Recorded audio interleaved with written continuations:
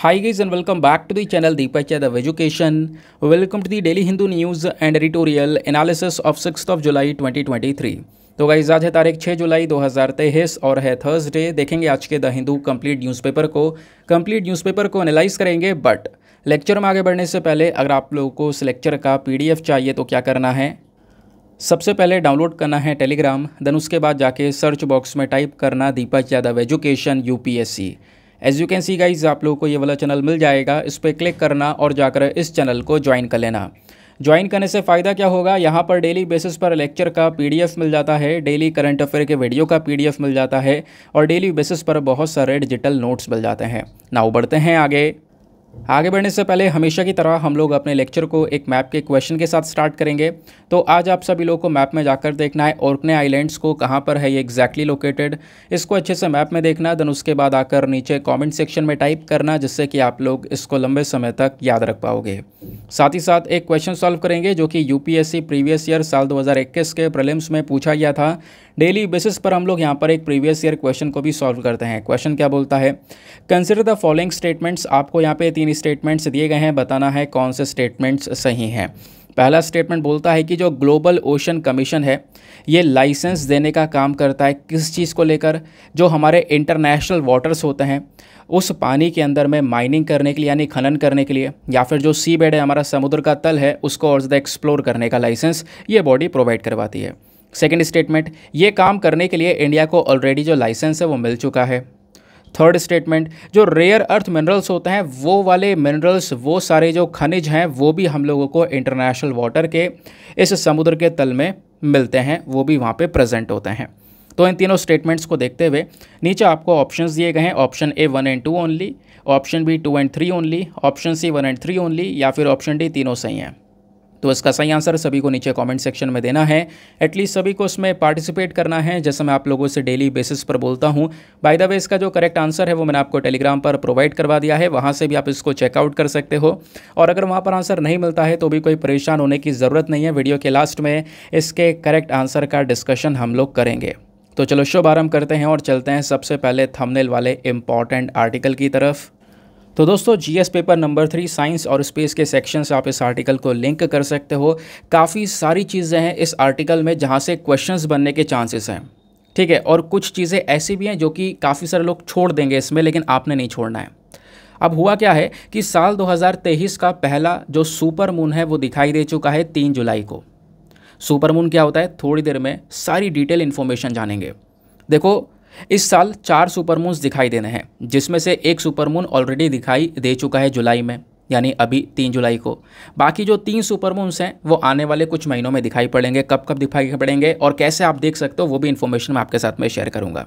लेकिन उससे पहले जान लेते हैं कि आखिरकार ये टर्म है क्या, इसका मतलब क्या होता है। इसको जानने के लिए जो कुछ रेलिवेंट पॉइंट्स हैं वो आपको यहाँ पर स्क्रीन पर नीचे की साइड में दिखाई पड़ रहे होंगे। जो एग्जामिनेशन में कहीं भी अगर क्वेश्चन बनेगा इस आर्टिकल से लेकर तो वो ऐसी इन्फॉर्मेशन से बनेगा जो आपको स्क्रीन पर नीचे दिखाई पड़ रहा है। तो सुपर मून तब अकर होता है जब जो हमारे मून का ऑर्बिट होता है वो पृथ्वी के जस्ट पास में होता है। सिंपल शब्दों में बात करें तो चंद्रमा जो है हमारी पृथ्वी के जब काफ़ी ज़्यादा करीब होता है तो वो बड़े साइज़ का दिखाई देता है, थोड़ा और चमकीला और ब्राइटर नज़र आता है, उसी को हम लोग सुपर मून बोलते हैं। क्लियर हो गया। लेकिन यहीं पर ना इसी आर्टिकल में 2 और टर्म्स आती हैं, बहुत इंपॉर्टेंट सेंटेंस है ये, इस सेंटेंस के ऊपर ध्यान देना। अब जो हमारी पृथ्वी है ना, अब उस पृथ्वी के इर्द गिर्द जो है चंद्रमा वो भी घूम रहा है, वो चक्कर काट रहा है। तो उसका ऑर्बिट यहाँ पर आप कह सकते हो कुछ इस प्रकार से है, ठीक है। तो एक साइड तो चंद्रमा पृथ्वी के जस्ट पास में है, डिस्टेंस यहाँ पे कम है, लेकिन जब ये चंद्रमा घूमकर इधर पहुँचेगा तो ये इधर से आप देखोगे तो ये इधर पृथ्वी और चंद्रमा के बीच का जो डिस्टेंस है वो बढ़ जाएगा। इन्हीं डिस्टेंस को अलग अलग नाम दिया गया है। वो क्या नाम दिया गया है वो समझते हैं। देखो होता यह है कि एक ऐसा पर्टिकुलर टाइम पीरियड जब चंद्रमा और पृथ्वी का जो एवरेज डिस्टेंस है, दोनों के बीच की जो एवरेज दूरी है वो कम हो जाए। कितनी हो जाए, लगभग 3,60,000 किलोमीटर्स के आसपास अगर हो जाए तो उसको हम लोग पेरिजी के नाम से जानते हैं, पेरिजी या पेरिगी। तो पृथ्वी से 3,60,000 किलोमीटर दूर का जो डिस्टेंस है वो पेरिजी के नाम से जाना जाता है। अब आपसे क्वेश्चन बनेगा पेरिजी क्या है तो आप बता सकते हो, ठीक है, कि पृथ्वी से जो एवरेज डिस्टेंस है 3,60,000 किलोमीटर का, उसको हम लोग पेरिजी बोलते हैं। अब जो दूसरा टर्म है वो है एपोजी या फिर एपोगी कह सकते हो। तो ये जो एपोजी है ना, इस वाले पर्टिकुलर पॉइंट पर क्या होता है कि जो डिस्टेंस है पृथ्वी से चंद्रमा का, वो डिस्टेंस काफ़ी ज़्यादा दूर हो जाता है as compare to the perigee. Perigee में तो ये डिस्टेंस 3,60,000 किलोमीटर था, लेकिन एपोजी में ये डिस्टेंस बढ़कर 4,05,000 किलोमीटर हो जाता है। तो पृथ्वी से जब डिस्टेंस जो है 4,05,000 किलोमीटर दूरी का देखोगे तो वो वाला particular point of distance apogee के नाम से जाना जाता है। तो अगर आपसे क्वेश्चन बन जाए पेरिजी और एपोजी, तो आई होप आप लोग इसको बता सकोगे। इस वाले पिक्चर में आप लोग और आराम से देख सकते हो। ठीक है, अब ये रहा यहाँ पर मून हमारा और बीच में है अर्थ।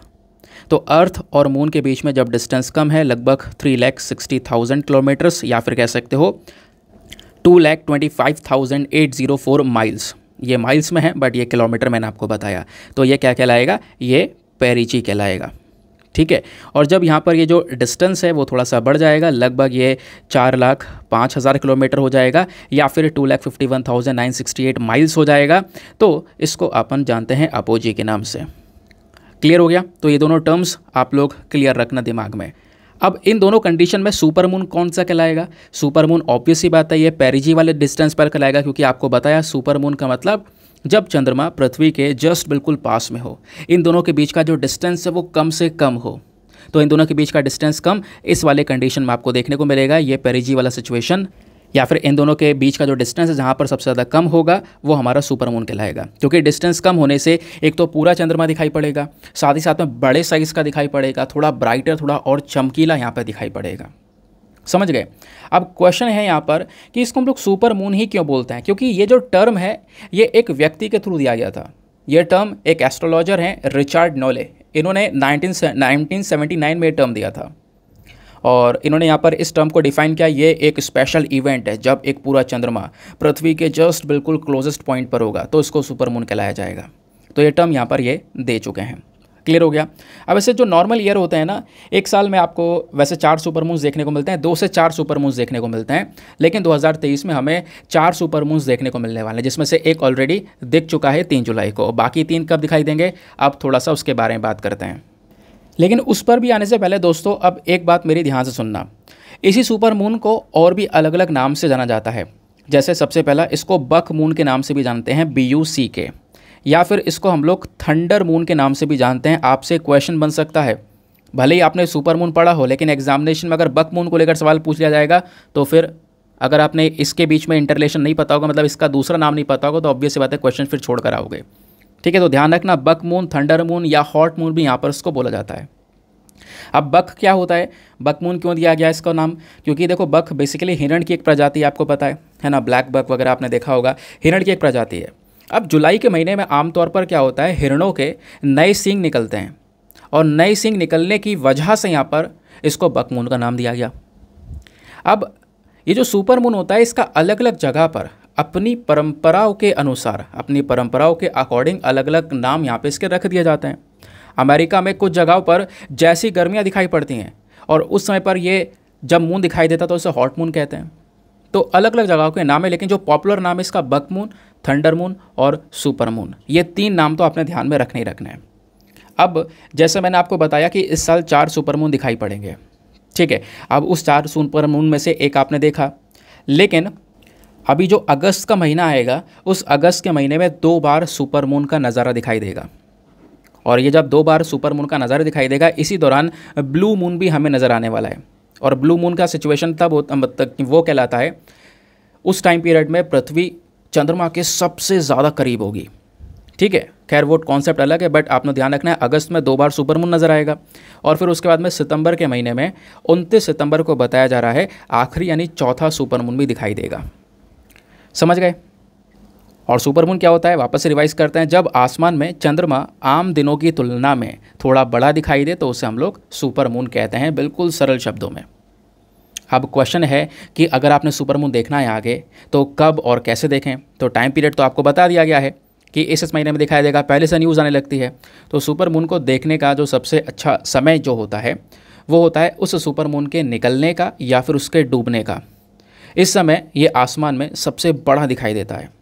अगर आसमान में बादल नहीं है, क्योंकि अक्सर जुलाई में होते हैं, अभी जुलाई के महीने में बारिश चल रही है, मानसून पीरियड चल रहा है, तो वैसे इस समय तो बादल होते हैं, लेकिन अगर बादल नहीं है तो आप सुपर मून को बिना किसी डिवाइस के आराम से अपनी छत पर खड़े होकर देख सकते हो। लेकिन अगर और डिटेल से जानकारी लेनी है, आपको इस चीज़ में दिलचस्पी है, तो आप उसको बेहद अच्छे नज़ारे के लिए दूरबीन या टेलीस्कोप का इस्तेमाल कर सकते हो इस पूरे सुपर मून को अच्छे से देखने के लिए। समझ गए? चलो, ये था यहाँ पे हमारा पूरा का पूरा डिस्कशन रिगार्डिंग सुपर मून। आगे आते हैं नेक्स्ट आर्टिकल पर। तो सबसे पहले दोस्तों फ्रंट पेज पर अगर हम देखें तो नीचे एक छोटी सी न्यूज़ निकल कर आती है, कुछ ज़्यादा काम की नहीं है, लेकिन एक छोटा सा प्रीलिम का फैक्ट है, तो हम इसको छोड़ेंगे नहीं। बात यहाँ पर की जा रही है, जैसे नॉर्मली अगर आपको यूनिवर्सिटी के अंदर में पढ़ाना है, कॉलेज या यूनिवर्सिटीज़ के अंदर में आपने पढ़ाना है, आप असिस्टेंट प्रोफेसर की तरह यहाँ पर काम करना चाहते हो, तो उसके लिए पहले क्या होता था यार, पीएचडी की रिक्वायरमेंट होती थी कि आपको पीएचडी करना है किसी पर्टिकुलर सब्जेक्ट में, फिर उसके बाद यहाँ पर आप किसी पर्टिकुलर कॉलेज यूनिवर्सिटी के अंदर में एक प्रोफेसर बन पाओगे, असिस्टेंट प्रोफेसर बन पाओगे। लेकिन अभी जो हमारा यूजीसी है, that is university grant commission, सारी यूनिवर्सिटीज़ को हैंडल करने का काम करता है। यूजीसी ने बोला है कि पीएचडी अब कोई मैंडेटरी नहीं है फॉर टीचिंग जॉब्स। मैंडेटरी मतलब कंपलसरी नहीं है, ऑप्शनल है। चाहे तो यहाँ पर कोई यूनिवर्सिटी मांग सकती है या फिर किसी को लेकर रिक्वायरमेंट हो सकती है, बट यहाँ पर यह ऑप्शनल है, कंप्लीटली कंपलसरी नहीं है, ये आपने ध्यान में रखना है। समझ गए? तो यूजीसी ने वेडनेसडे में यहाँ पर ये जो क्राइटेरिया है इसको काफ़ी ज़्यादा आसान कर दिया है। जो पीएचडी क्वालिफ़िकेशंस होती थी कि भाई पीएचडी क्वालिफ़िकेशन होगी तभी जाकर एक असिस्टेंट प्रोफेसर का अपॉइंटमेंट होगा, वो अब ऑप्शनल कर दिया गया है।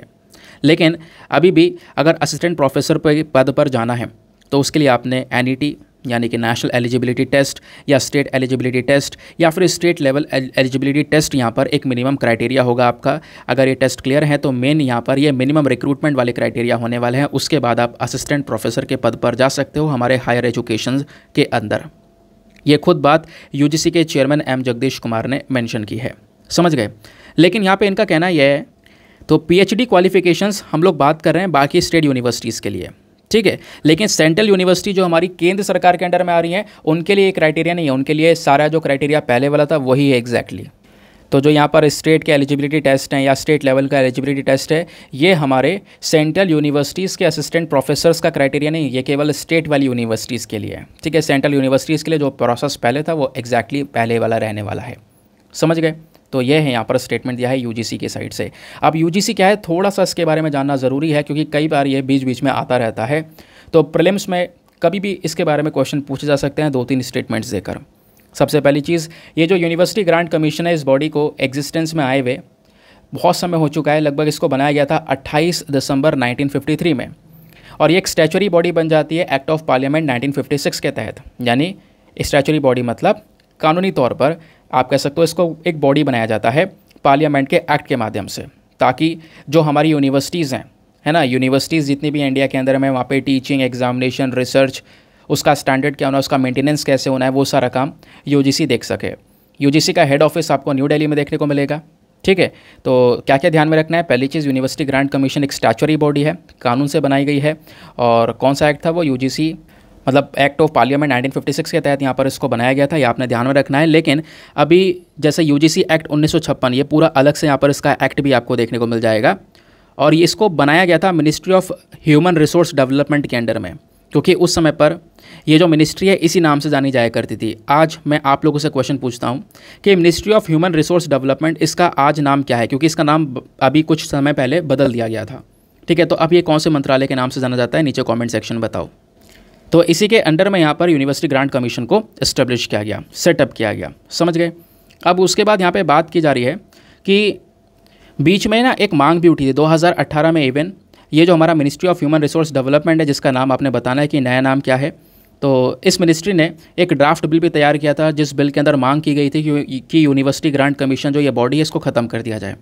इसको ख़त्म करके एक नई बॉडी बनाई जाए जिसका नाम होगा higher education commission of India, ठीक है। इस प्रकार की मांग भी बीच में की गई थी, बट ऐसा हो नहीं पाया। अभी खैर यूजीसी ही काम कर रही है हमारी।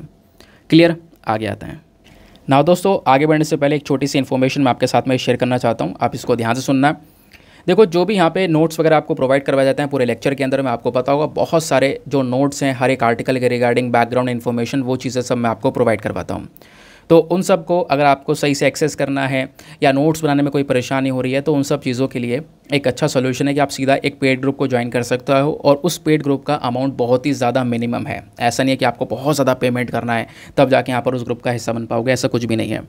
इस पेड ग्रुप का जो अमाउंट है वो रखा गया है minimum 499 rupees for life time access, हमेशा हमेशा के लिए।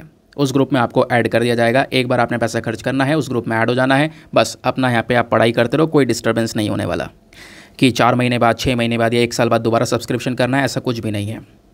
अब इस पेड ग्रुप में क्या क्या फीचर्स हैं उसको लेकर ऑलरेडी एक वीडियो अपलोडेड है यूट्यूब पर, आपको उस वीडियो का जो लिंक है वो नीचे डिस्क्रिप्शन बॉक्स में मिल जाएगा। नीचे डिस्क्रिप्शन बॉक्स को ओपन करो, लिखा होगा पेड ग्रुप डेमो वीडियो करके एक लिंक आपको दिया है, इंपॉर्टेंट नोटिफिकेशन करके एक लिंक आपको दिया गया होगा, उस पर आप क्लिक करोगे, आपको वीडियो दिखेगा, उसमें आपको सब कुछ पता चल जाएगा कि कैसे आप इस पेड ग्रुप का बेहतरीन तरीके से यूज़ कर सकते हो, कैसे अगर आपके पास में नोट्स बनाने का टाइम नहीं है तो आप उस ग्रुप का कैसे यूज़ कर सकते हो। ठीक है, बाकी अगर आप इंटरेस्टेड हो ज्वाइन करने के लिए तो आप लोगों का क्या करना है, ये जो नंबर आपको स्क्रीन पर दिया गया है 8534873368, इस नंबर पर एक मैसेज करना है, फिर वहाँ से आपको रिप्लाई आएगा और सारी इन्फॉर्मेशन आपके साथ में शेयर की जाएगी, एक लिंक दिया जाएगा, प्रोसेस दिया जाएगा पेमेंट का, जिसके बेसिस पर आप ग्रुप को ज्वाइन कर पाओगे। ठीक है, बाकी जो बात मैं हमेशा बोलता हूँ, मेक श्योर करना वीडियो पे जो लाइक का बटन है उसको प्रेस कर देना। एक छोटा सा टारगेट हमारा 5K प्लस लाइक्स का है, भूलना नहीं है उसे, और दबा दो तुरंत। ठीक है, इससे क्या होता है, एक सपोर्ट मिलता है दोस्तों, एक मोटिवेशन भी मिलता है, प्लस वीडियो आगे भी जाके रिकमेंड होता है काफ़ी सारी जगह पर। ठीक है, बाकी आप मेरे साथ में इंस्टाग्राम पे जुड़ सकते हो, अगर मेरे साथ में पर्सनली जुड़ना चाहते हो तो उसके लिए क्या करना है, आपने सीधा इंस्टाग्राम पे जाना है, वहाँ पे जाकर सर्च करना है दीपक यादव एजुकेशन, मेरा प्रोफाइल मिलेगा जहाँ पर 13,000 के आसपास लोग जुड़े हुए हैं। आप भी जाकर मेरे साथ में पर्सनली जुड़ सकते हो। नेक्स्ट आर्टिकल पर आते हैं। अगला article GS paper number 2 polity के पॉइंट ऑफ व्यू से बहुत बहुत इंपॉर्टेंट है, और आने वाले समय में इस आर्टिकल की चर्चा बहुत ज़्यादा होने वाली है। आपको पता होगा जैसे हमारे पार्लियामेंट में अलग अलग पीरियड होते हैं, अलग अलग सेशंस चलते हैं, तो अभी मॉनसून सेशन स्टार्ट होने वाला है 20 जुलाई से। तो मॉनसून सेशन जैसे ही 20 जुलाई से स्टार्ट होगा, कुछ बिल्स यहाँ पे रखे जाएंगे ताकि उन बिल को वहाँ पे पास किया जा सके। समझ गए? तो अभी क्या होता है कि जो हमारी यूनियन कैबिनेट है, इन्होंने बुधवार के दिन, वेडनेसडे में यानी कल के दिन, digital personal data protection bill और दूसरा टेलीकम्युनिकेशन बिल, ये दोनों बिल को अप्रूवल दे दिया है। तो कैबिनेट की साइड से इन बिल को अप्रूवल मिल चुका है, मतलब इन बिल को क्लियर कर दिया गया है। अब ये बिल सीधा यहाँ पर मॉनसून सेशन जैसे स्टार्ट होता है 20 जुलाई से पार्लियामेंट में प्रेजेंट किए जाएंगे, और अगर यहाँ पर वहाँ से पास हो जाते हैं तो सीधा ये कानून बन जाएगा। ठीक है, क्योंकि आपको पता होगा जो हमारा पर्सनल डेटा है ना, इसकी प्रोटेक्शन के लिए लंबे समय से बिल लाने की मांग की जा रही है। बीच में एक बिल लेकर आया जा रहा था, बाद में उसको हटा दिया गया क्योंकि उसमें काफ़ी सारी कमियाँ थी। अब एक नए बिल को बनाया गया है, इस बिल को लाया जाएगा इस साल। अब देखते हैं ये पास होता है या नहीं होता है, या इसमें क्या इश्यूज़ आते हैं। दूसरा टेलीकम्युनिकेशन बिल होने वाला है, इसको लेकर भी काफ़ी चर्चा हो रही है। तो ये दोनों बिल क्या हैं, स्पेशली किस चीज़ के बारे में बात करते हैं, चलो एक एक पॉइंट समझते हैं, क्योंकि पूरे आर्टिकल में इन बिल के बारे में जिक्र किया गया है। ये आपका पूरा का पूरा यहाँ पर टेलीकम्युनिकेशन बिल हो गया, फिर उसके बाद में यहाँ पर आपका जो है ये बिल हो गया जो डेटा प्रोटेक्शन बिल है, उसके बारे में कि कैसे दूसरे देशों में यहाँ पर किस प्रकार से डेटा प्रोटेक्शन को लेकर काम चल रहा है। ठीक है, चलो अब हम डिस्कस करेंगे अपने सारे के सारे इंपॉर्टेंट बैकग्राउंड नोट्स के फॉर्म में, क्योंकि वो थोड़ा सा इंपॉर्टेंट है। पहले बात करने वाले हम लोग टेलीकम्युनिकेशन बिल की दूरसंचार विभाग के बारे में बात करेंगे। तो पिछले साल यहाँ पर इस ड्राफ्ट बिल को तैयार किया गया था, जिसके माध्यम से बात ये की जा रही थी कि टेलीकम्युनिकेशन बिल क्या करेगा, आने वाले समय पर जो OTT प्लेटफॉर्म्स हैं उनको भी रेगुलेट करने का काम करेगा। OTT प्लेटफॉर्म्स मतलब ओवर द टॉप प्लेटफॉर्म्स, जो हमारे नेटफ्लिक्स और ये सारे प्लेटफॉर्म्स हैं, अमेज़न प्राइम वगैरह, ये हमारे OTT प्लेटफॉर्म्स हैं। अब बात ये की जा रही है इस बिल में क्या क्या है। सबसे पहली चीज़, जो ये बिल तैयार किया गया है ना, इस बिल के अंदर में 3 अलग अलग कानून हैं, 3 अलग अलग एक्ट हैं, और वो तीनों अलग अलग जो कानून है वो क्या करते हैं, अलग अलग तरीके से हमारे टेलीकम्युनिकेशन सेक्टर को, इस दूरसंचार विभाग को गवर्न करने का, कंट्रोल करने का काम करते हैं। और वो 3 कानून कौन कौन से हैं? Number 1 Indian telegraph act 1885, number 2 Indian wireless telegraphy act 1933, number 3 the telegraph wires unlawful protection act 1950। तीनों ही कानून में एक चीज़ कॉमन दिख रही होगी कि ये बहुत ही ज़्यादा पुराने हैं, बहुत ही ज़्यादा पुराने। 1885, 1933, 1950, बहुत ज़्यादा पुराने आपको ये लॉज देखने को मिल जाएंगे। ठीक है, तो इनके माध्यम से अभी हमारा टेलीकम्युनिकेशन सेक्टर चल रहा है। लेकिन अब क्या बात की जा रही है, इनको हटाकर एक नया पूरा का पूरा यहाँ पर कानून हम लोग बनाएंगे। तो इस बिल में यही डिस्कशन किया जा रहा है, समझ गए? अब होता क्या है कि इस बिल में क्या बोला गया, पहला क्या काम किया जाएगा कि जो हमारा ट्राई है, ट्राई का मतलब है telecom regulatory authority of India. Try का मेन काम क्या होता है? पूरे दूरसंचार विभाग को चलाना, ठीक है, पूरा टेलीकम्युनिकेशन सेक्टर को यहाँ पे रन करना। आपका एयरटेल, वोडाफोन, ये सारा का सारा यहाँ पर आपका टेलीकम्युनिकेशन सेक्टर में आता है, ठीक है। उनके टावर्स लगवाना, आपको सर्विस देना, तो ट्राई का, क्योंकि जैसे यहाँ पर एयरटेल कंपनी, वोडाफोन, ये सब कुछ चल रहे हैं ना, जियो चल रहे हैं, तो ये सब क्या करते हैं? ट्राई से पहले लाइसेंस लेते हैं, ठीक है। इन कंपनी को लाइसेंस देने का काम भी ये ट्राई ही करता है। तो ट्राई के पास में कई सारी पावर्स हैं, कई सारी रिस्पॉन्सिबिलिटीज़ हैं, तो इनकी पावर्स को थोड़ा सा कम किया गया है इस बिल के अंदर में, क्योंकि ये लाइसेंस देने का काम करते, तो लाइसेंस देने की पावर्स को थोड़ा सा कम किया गया। दूसरा, यहाँ पे इस बिल में OTT रेगुलेशन के ऊपर फोकस किया जा रहा है। सरकार ने अब की बार जो इंटरनेट वाले OTT प्लेटफॉर्म्स हैं, कम्युनिकेशन सर्विस, अब इंटरनेट वाले कम्युनिकेशन सर्विस कैसे? जैसे व्हाट्सएप हो गया, व्हाट्सएप की कॉल हो गई, फेस टाइम हो गया, गूगल मीट हो गया, इसको भी यहाँ पर इस टेलीकम्युनिकेशन बिल के अंदर में कवर किया जा रहा है। यानी इसके ऊपर भी थोड़ा सा कंट्रोल ट्राई का आएगा। देखो आजकल होता क्या है ना, मैं आपको एक बात बता रहा हूँ, उसको ध्यान से सुनना। जैसे यहाँ पे आप क्या करते हो, आपके फ़ोन में एयरटेल का सिम होगा, जियो का सिम होगा, मतलब कोई भी यहाँ पर ये जो है कंपनी का सिम हो सकता है। अब क्या हुआ, ये जो कंपनियाँ चल रही हैं, इन्होंने क्या किया, पहले तो ट्राई से लाइसेंस लिया, टेलीकॉम रेगुलेटरी अथॉरिटी से लाइसेंस लिया इन्होंने। उस लाइसेंस को लेने के बाद में ये जो कंपनियां हैं वो परफॉर्म कर रही हैं, आपको सिम दे रही हैं, आपके घर तक इंटरनेट पहुंच पा रहा है, सारी सर्विस पहुंच पा रही हैं, आप उससे कॉल कर पा रहे हो रिचार्ज करके अपने सिम को, समझ गए। अब दूसरी तरफ क्या हो रहा है कि आप एयरटेल का इंटरनेट रिचार्ज करवा रहे हो, जियो का इंटरनेट रिचार्ज करवा रहे हो और बाकी सिम का इंटरनेट रिचार्ज करवा रहे हो, उसके बाद अपने मोबाइल का नेट चला रहे हो, और नेट चलाने के बाद में क्या कर रहे हो, सीधा किसी को अगर कांटेक्ट करना है तो व्हाट्सएप पर लगाई कॉल और सीधा कांटेक्ट किया। आजकल व्हाट्सएप पर जो वीडियो कॉल है या बाकी सारी कॉल्स हैं वो चल रही हैं, खूब लंबे समय तक यहाँ पर आप कॉल कर सकते हो। व्हाट्सएप के साथ साथ यहाँ पर इस प्रकार की कई सारी और भी ऐप्स हैं, एप्लीकेशंस हैं जो कि यहाँ पर ऑनलाइन इंटरनेट बेस्ड कॉल्स को प्रोवाइड करवा रही हैं। तो इन कंपनियों का, एयरटेल, जियो का, ये सारी कंपनियों का क्या कहना है? इनका कहना यह है कि इनके फ़ोन में सिम हमारा और सारी सर्विसेज हमारी, इंटरनेट हमारा, लेकिन उसका यूज़ करके ये हमारी कॉल का यूज़ ना करके ये सीधा व्हाट्सएप कॉल का यूज़ कर रहे हैं। तो आप करना चाहो तो एयरटेल के सिम का यूज़ कर सकते हो। आजकल कोई SMS नहीं करता, मैसेज करना हो सीधा व्हाट्सएप, टेलीग्राम, इन सब चीज़ों का यूज़ हो रहा है, सीधा मैसेज पर चैटिंग करना है, काफ़ी बातचीत हो रही है। इनका एयरटेल का कोई SMS यूज़ नहीं हो रहा, केवल बस खाली इंटरनेट का यूज़ करने के लिए सिम हम लोग डाल रहे हैं, समझ गए। बाकी सारा काम यहाँ पर ये जो इंटरनेट वाले एप्लीकेशंस हैं उनसे काम चल रहा है। तो इन कंपनियों का कहना यह है कि कहीं ना कहीं जो ये व्हाट्सएप है, ये सब है, इनको भी पेमेंट करना चाहिए, ये भी, इनको भी यहाँ पर जो ये भुगतान है इसका करना पड़ेगा आगे।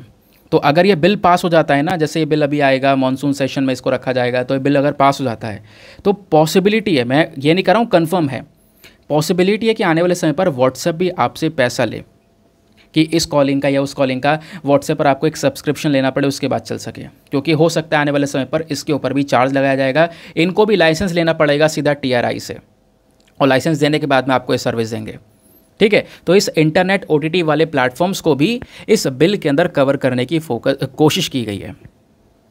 क्लियर हो गया? आगे आते हैं अब दूसरा यहाँ पे बोला जा रहा है इसी बिल के अंदर में प्रोविजन ऑफ रिफंड भी है। मतलब कि मान लो यहाँ पर कोई इंटरनेट सर्विस प्रोवाइडर है, एक कंपनी खोली थी, वो चल रही थी, ठीक है। अब क्या हुआ, उसने लाइसेंस वगैरह सब कुछ लिया, लेकिन लाइसेंस लेने के बाद में वो कंपनी फेल मार गई, उसने लाइसेंस अपना सरेंडर कर दिया। तो उस केस में यहाँ पर जो टेलीकॉम मिनिस्ट्री है वो पैसा रिफंड भी करेगी जो पैसे से लाइसेंस लिया गया था, ठीक है। तो पैसा रिफंड करने का प्रोविजंस भी यहाँ पर है ताकि उस कंपनी को पैसा रिटर्न मिल सके। या फिर कोई कंपनी चल रही है, लाइसेंस वगैरह सब कुछ ले रखा है, लेकिन प्रॉपर पेमेंट नहीं कर पा रही है क्योंकि उसको लॉस चल रहा है। तो अगर वो पेमेंट नहीं कर पा रही है, उसका फाइनेंशियल स्ट्रेस है, तो उसमें कहीं ना कहीं टेलीकम्युनिकेशन मिनिस्ट्री हमारी उसकी मदद करेगी, ठीक है। हो सकता है उस कंपनी को बोल दे कि भाई आप थोड़ा थोड़ा करके अमाउंट पे कर दो, जो भी आपको लाइसेंस का फ़ी पेमेंट करना है थोड़ा थोड़ा कर दो, ज़रूरी नहीं है सब कर दो, थोड़ा बहुत माफ़ कर दिया जाएगा। इससे क्या होगा, वो कंपनी यहाँ पर सस्टेन कर पाएगी, चल पाएगी। या फिर कोई केस निकल कर आता है इंसॉल्वेंसी का, भाई कंपनी चल रही थी, लाइसेंस वगैरह सब कुछ लिया था, कंपनी का दिवालिया निकल गया, कंपनी पूरी घाटे में चली गई, दिवालिया हो गई, वो दिवालिया घोषित कर दी गई, इंसॉल्वेंट हो गई। तो उस केस में उस कंपनी का जो कंट्रोल है वो सरकार के पास में सीधा आ जाएगा, क्योंकि आप कुछ है ही नहीं उसमें कंपनी में चलने के लिए। तो सरकार, हमारी सेंट्रल गवर्नमेंट सारा का सारा कंट्रोल उसमें ले लेगी, समझ गए। फिर साथ ही साथ में इस बिल में एक और बात की गई कि एक फ़ंड बनाया जाएगा जिसका नाम होगा टेलीकम्युनिकेशन डेवलपमेंट फ़ंड। अभी भी एक फ़ंड होता है जिसका नाम है USOF, यानी कि यूनिवर्सल सर्विस ऑब्लिगेशन फ़ंड, लेकिन अब इसका नाम बदल कर बोला जा रहा है इसको हम टेलीकम्युनिकेशन डेवलपमेंट फ़ंड बना देंगे।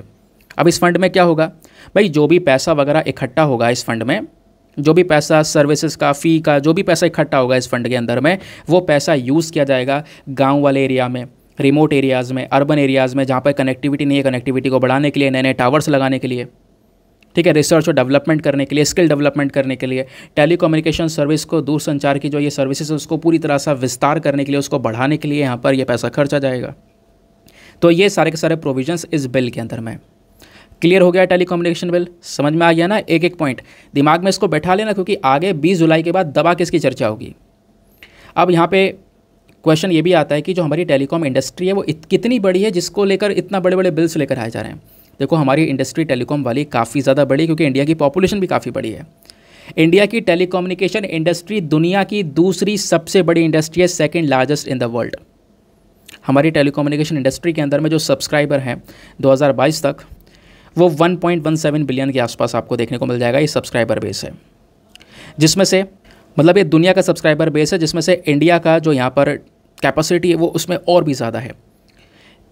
इंडिया का ही डेटा है, इंडिया ही यहाँ पर सेकंड लार्जेस्ट कह सकते हो इंडस्ट्री है पूरे दुनिया में, जिसका सब्सक्राइबर बेस 2022 में 1.17 बिलियन के आसपास था। इतने लोग यहाँ पर टेलीकम्युनिकेशन सर्विस का यूज़ कर रहे हैं। इंडिया की ओवरऑल टेली डेंसिटी 85.11% की आपको देखने को मिल जाती है। दूसरा, इस इंडस्ट्री की जो एक्सपोनेंशियल ग्रोथ है, जो पिछले कुछ समय पर ग्रोथ हुई है, वो काफ़ी ज़्यादा है, काबिल तारीफ ग्रोथ है। 3G 4G पे हम लोग आ चुके हैं, इवन 5G पर आ चुके हैं, 6G पर अभी न्यूज़ आई है, 6G पर ट्रायल अलायंस बनाया जा रहा है ना, वो भी यहाँ पर आपको न्यूज़ देखने को मिलेगी। अब क्या होता है, ये तो आपने डिस्कस किया पूरे ग्रोथ सेक्टर में। बाकी हम लोग बात करते हैं जब फॉरेन डायरेक्ट इन्वेस्टमेंट की, बाहर से जो पैसा निवेश किया जाता है उसकी, तो टेलीकम्युनिकेशन सेक्टर ये थर्ड लार्जेस्ट सेक्टर है in terms of FDI inflows. Bharat में जो पैसा आ रहा है विदेशों से जो निवेश आ रहा है इंडिया में, वो उस पर्टिकुलर सेक्टर में तीसरा सबसे बड़ा सेक्टर टेलीकॉम सेक्टर है, जहाँ पे काफ़ी सारा पैसा बाहर से आता है, ठीक है, इन्वेस्टमेंट आता है। अब 2014 से लेकर 2021 के बीच में जो FDI इनफ्लो हुआ है टेलीकम्युनिकेशन सेक्टर में, ये 150% से बड़ा है, ठीक है। एक समय पर यहाँ पर ये इसमें जो पैसा आता था वो जैसे 2002 से लेकर 2014 के बीच में FDI इनफ्लो हमारा $8.32 बिलियन था, और अभी यहाँ पर जो हमारा साल 2014 से 2021 के बीच में अगर आप डेटा देखोगे तो ये लगभग $20.72 बिलियन के आसपास यहाँ पर ये पैसा बाहर से आया है इस पर्टिकुलर इंडस्ट्री के अंदर, इस सेक्टर के अंदर में, ठीक है। तो यह है हमारा टेलीकम्युनिकेशन सेक्टर। बाकी इंडिया का टारगेट है हम यहाँ पे एक हब बनकर निकल कर आएँ स्मार्टफोन वाली कैटेगरी में भी, टेलीकम्युनिकेशन सेक्टर में भी, क्योंकि इंडिया की पॉपुलेशन अपने आप में काफ़ी ज़्यादा है। बाकी जो सब्सक्राइबर बेस है वो दोस्तों बिलियन में नहीं मिलियन में है, ध्यान में रखना, मिलियन में सब्सक्राइबर बेस आपको वो देखने को मिलेगा। अब ये हुआ हमारा पहला वाला बिल। अब दूसरे वाले बिल पर आते हैं, कौन सा वाला, हमारा डेटा प्रोटेक्शन वाला बिल। ये तो हम डिस्कस कर चुके हैं। अब digital personal data protection bill 2022, इसका क्या कहना है वो भी हम लोग समझेंगे, ठीक है। अब पहली चीज़ दोस्तों समझना है कि ये पर्सनल डेटा होता क्या है, जिसकी सुरक्षा की बात कर रहे हैं इस बिल में।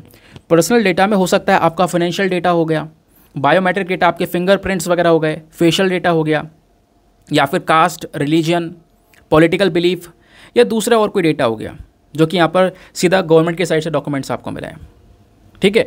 तो वो सारे के सारे आपका मतलब जो गवर्नमेंट बेसिकली एक डेटा को पर्सनल स्पेसिफाई करती है, तो आपका financial data, biometric data, caste, religion, इन सब चीज़ों का लेकर जो डेटा होता है वो आपका पर्सनल डेटा होता है, और आप नहीं चाहते वो पर्सनल डेटा पब्लिकली शेयर किया जाए। आप चाहोगे कि वो जो मेरा डेटा है वो हमेशा सुरक्षित रहे, प्रोटेक्शन में रहे, उसके साथ कोई छेड़छाड़ ना हो। तो उसी के लिए एक बिल लेकर आया गया है, डेटा प्रोटेक्शन बिल। हमारे पास में पहले एक और बिल था 2019 वाला, बट उसमें काफ़ी सारे चेंजेस करते चले गए, कमियां निकालते चले गए, उस वजह से उसको ख़त्म ही कर दिया गया। फिर पिछले साल 2022 में एक नया बिल तैयार किया गया, जिसको इस बार मॉनसून सेशन में प्रेजेंट करने की बात की जा रही है, ठीक है। तो पास हो जाता है तो अगेन एक कानून हमारे पास में आ जाएगा। अब क्वेश्चन है कि जो ये digital personal data protection bill है, इसके फीचर्स क्या हैं, इसकी खास बात क्या है। तो इस वाले digital personal data protection bill के अंदर में मेंशन किया जा रहा है कि एक तो होगा डेटा प्रिंसिपल और दूसरा होगा डेटा फिड्यूशियरी। पहला फीचर डेटा प्रिंसिपल मतलब वो इंडिविजुअल जिसका डेटा कलेक्ट किया जा रहा है। डेटा प्रिंसिपल मतलब क्या होता है, वो पर्सन जिसका डेटा इकट्ठा किया जा रहा है, ठीक है। और डेटा फिड्यूशियरी मतलब वो कंपनी जो डेटा इकट्ठा कर रही है, समझ गए। तो अगर मान लो कोई बच्चा है जिसकी उम्र 18 साल से कम है, उसका डेटा कैसे इकट्ठा होगा, तो भाई उसकी पेरेंट्स की परमिशन के हिसाब से, समझ गए। तो डेटा फिड्यूशियरी में हमारी कंपनी आ गई, इंडिविजुअल कंपनी, फर्म, स्टेट, कोई भी आ गया, जो कि डेटा को इकट्ठा कर रही है, और डेटा प्रिंसिपल के अंदर वो इंडिविजुअल आ गया जिसका डेटा इकट्ठा किया जा रहा है। बाकी पर्सनल डेटा क्या होता है, एक इंडिविजुअल पर्सन की हम लोग पहचान कर सकते हैं, वो हमारा पर्सनल डेटा कहलाता है, जैसा मैंने अभी आपको थोड़ी देर पहले बताया। अब जो ये डेटा फिड्यूशरी है, इसका इंपॉर्टेंस क्या है वो समझते हैं। अब डेटा फिड्यूशरी क्या है, मतलब कंपनी की अपन बात कर रहे हैं। तो डेटा फिड्यूशरी वो वाली यहाँ पे कह सकते हो वो व्यक्ति हैं जो कि बहुत सारी डेटा को लेकर डील कर रहे होते हैं, वो कंपनियां हैं जो बहुत सारे डेटा को लेकर डील कर रही होती हैं। तो हमारी केंद्र सरकार ने यहाँ पर इसको लेकर एक अलग से डेफिनेशन जो है वो प्रोवाइड करवा रखी है कि जो भी कंपनियां होंगी जो डेटा को इकट्ठा करेंगे, उन सभी कंपनियों को एक डेटा प्रोटेक्शन ऑफिसर अपने पास में रखना होगा। ये इस बिल में क्लियरली बोला गया है ना। जो कंपनियां डेटा इकट्ठा करेंगी उनके पास में एक डेटा प्रोटेक्शन ऑफिसर होगा जो कि एक इंडिपेंडेंट डेटा ऑडिटर की तरह काम करेगा। उन सारी डेटा की प्रोटेक्शन के ऊपर उसका जो रिस्पॉन्सिबिलिटी है वो होने वाली है। फिर दूसरा, rights of individuals, access of information. ये जो बिल है ये इंश्योर करेगा कि जो एक पर्टिकुलर इंडिविजुअल है, एक पर्सन जो है ना, उसको भी सारी की सारी अपने डेटा को लेकर जो इन्फॉर्मेशन है वो मिलती रहे। ठीक है। दूसरी चीज़, वो अपना बेसिक इन्फॉर्मेशन को एक्सेस कर सके, और वो इन्फॉर्मेशन किसी भी भाषा में हो सकती है। हमारे संविधान में जो 8वां शेड्यूल है उसमें जो भाषाएं हैं वो सभी भाषाओं में ये इन्फॉर्मेशन को एक्सेस किया जा सकता है। फिर एक और अच्छी बात है इस बिल के अंदर, वो है राइट टू कंसेंट। कोई भी पर्सन, आप हो, मैं हूँ, हमारा अगर कोई डेटा कलेक्शन होता है, कोई कंपनी करती है, तो उसे पहले हमसे अप्रूवल लेना होगा। ये इस बिल में क्लियरली बोला गया है। उससे पहले हमसे एक परमिशन लेनी होगी, चाहे वो कैसी परमिशन ले, लेकिन परमिशन लेनी होगी। तो अगर परमिशन लेंगे तो आपको पता होगा कि भाई हाँ, मेरा ये वाला डेटा इस कंपनी के पास में, अगर आप चाहते हो देना दे सकते हो, मना कर सकते हो, दोनों चीज़ आपके हाथ में। ठीक है। तो एक कंसेंट वाला जो पॉइंट है ये थोड़ा सा यूनिक है इस पर्टिकुलर बिल के अंदर में। फिर उसके बाद में इस बिल में एक पावर राइट टू इरेज की मिली है। जो डेटा प्रिंसिपल होते हैं, यानी इंडिविजुअल, आप मैं, जिनका डेटा कलेक्ट किया जा रहा है, हमारे पास में डिमांड ये रहेगी, हमारे पास में एक हक रहेगा कि हम डिमांड कर सकते हैं कि भाई हमारा डेटा यहाँ से मिटा दिया जाए। कोई कंपनी ने डेटा इकट्ठा किया है, कलेक्ट किया है, हम उससे हटवा सकते हैं, इरेज करवा सकते हैं वहाँ से डेटा को। फिर राइट टू नॉमिनेट की पावर भी है। जो डेटा इंडिविजुअल्स होंगे जिनका डेटा इकट्ठा हो रहा होगा, उनके पास में एक और हक होगा कि वो यहाँ पर एक नॉमिनेट कर सके पर्सन को, यानी कि उनका जो बेसिकली डेटा वगैरह है ना, उसको लेकर एक पर्सन को नॉमिनेशन में रख सकते हैं कि अगर मैं नहीं तो ये वाला व्यक्ति रहेगा, ये मेरे नॉमिनेशन में, ये मेरे सारे डेटा की इन्फॉर्मेशन आपके साथ में शेयर करेगा, ये व्यक्ति यहाँ पर मेरे बजाय ये व्यक्ति कंसेंट देगा। ठीक है। इस व्यक्ति से पूछकर आपने डेटा इकट्ठा करना है, समझ गए। तो यहाँ पर ये नॉमिनेशन का प्रोसेस भी है। फिर इसी बिल के अंदर में डेटा प्रोटेक्शन बोर्ड के बारे में चर्चा की गई है। बिल ने यहाँ पे बोला है कि एक डेटा प्रोटेक्शन बोर्ड भी बनाया जाएगा, अलग से पूरी एक बॉडी बनेगी जिसका मेन काम होगा अगेन कि प्रॉपरली यहाँ पे सुरक्षा किया जा सके डेटा का। कि अगर कोई कंपनी है, कोई कंपनी आपके साथ में छेड़छाड़ कर रही है डेटा को लेकर, और अगर आप कुछ पूछ रहे हो उससे तो उसका कोई अच्छा रिस्पॉन्स नहीं आ रहा है, आप परेशान उस कंपनी से, आप सीधा यहाँ पे डेटा प्रोटेक्शन बोर्ड में कंप्लेंट फाइल कर सकते हो कि भाई एक कंपनी ऐसा ऐसा कर रही है, इसने मेरा डेटा इकट्ठा किया है, सीधा उस कंपनी के खिलाफ एक्शन लिया जाएगा। समझ गए। अब उसके बाद में फाइनेंशियल पेनल्टीज़ आपको देखने को मिल जाएंगी, यानी कि अगर ये बिल जो लागू हो जाता है पूरी तरह से, तो सारी कंपनियों को ये बातें माननी पड़ेंगी, और अगर कोई नहीं मानता है तो उसके ऊपर हाई पेनल्टी चार्ज की जाएगी। जो पेनल्टी है वो 50 करोड़ से लेकर 500 करोड़ तक लगाई जा सकती है अगर वो कोई भी डेटा ब्रीच करते हैं, डेटा के साथ में घोटाला करते हैं तो। या फिर ये ही उल्टा भी कर सकते हो, जो डेटा प्रिंसिपल है, जो इंडिविजुअल है, अगर वो खुद गलत इन्फॉर्मेशन अगर शेयर करेगा, खुद गलत इन्फॉर्मेशन सबमिट करेगा ऑनलाइन सर्विसेज के अंदर में और जाकर कंप्लेंट फाइल करेगा, तो उसके ऊपर भी चार्ज किया जा सकता है। आप ऐसा कह सकते हो, अगर वो गलत फॉल्स इन्फॉर्मेशन शेयर करता है तो ठीक है, उसके ऊपर भी 10,000 रुपये का फाइन लग सकता है। अब इसमें कुछ छूट दी गई है। क्या छूट दी गई है? सरकार इससे परे रहेगी। मतलब ये तो है कि हाँ भाई, कंपनी आपका डेटा इकट्ठा नहीं कर सकती, अगर करेंगी तो आपके पास में सारी इन्फॉर्मेशन है, आप वहाँ से मिटवा सकते हो, आपका अप्रूवल चाहिए होगा, अगर वो नहीं मानते आप कंप्लेंट कर सकते हो, सारी पावर्स आपके हाथ में आपके डेटा को लेकर। लेकिन एक व्यक्ति है, इसमें एक पर्सन है जिसको छूट मिली है, वो है हमारी गवर्नमेंट। ठीक है, केंद्र सरकार के पास में पावर है कि वो इन सब चीज़ें, इन सब प्रोविजंस के परे हैं। ये सारे प्रोविज़न केंद्र सरकार के ऊपर लागू नहीं होंगे, सरकार आपका डेटा कंट्रोल कर सकती है। ठीक है, ये बात क्लियर हो गई।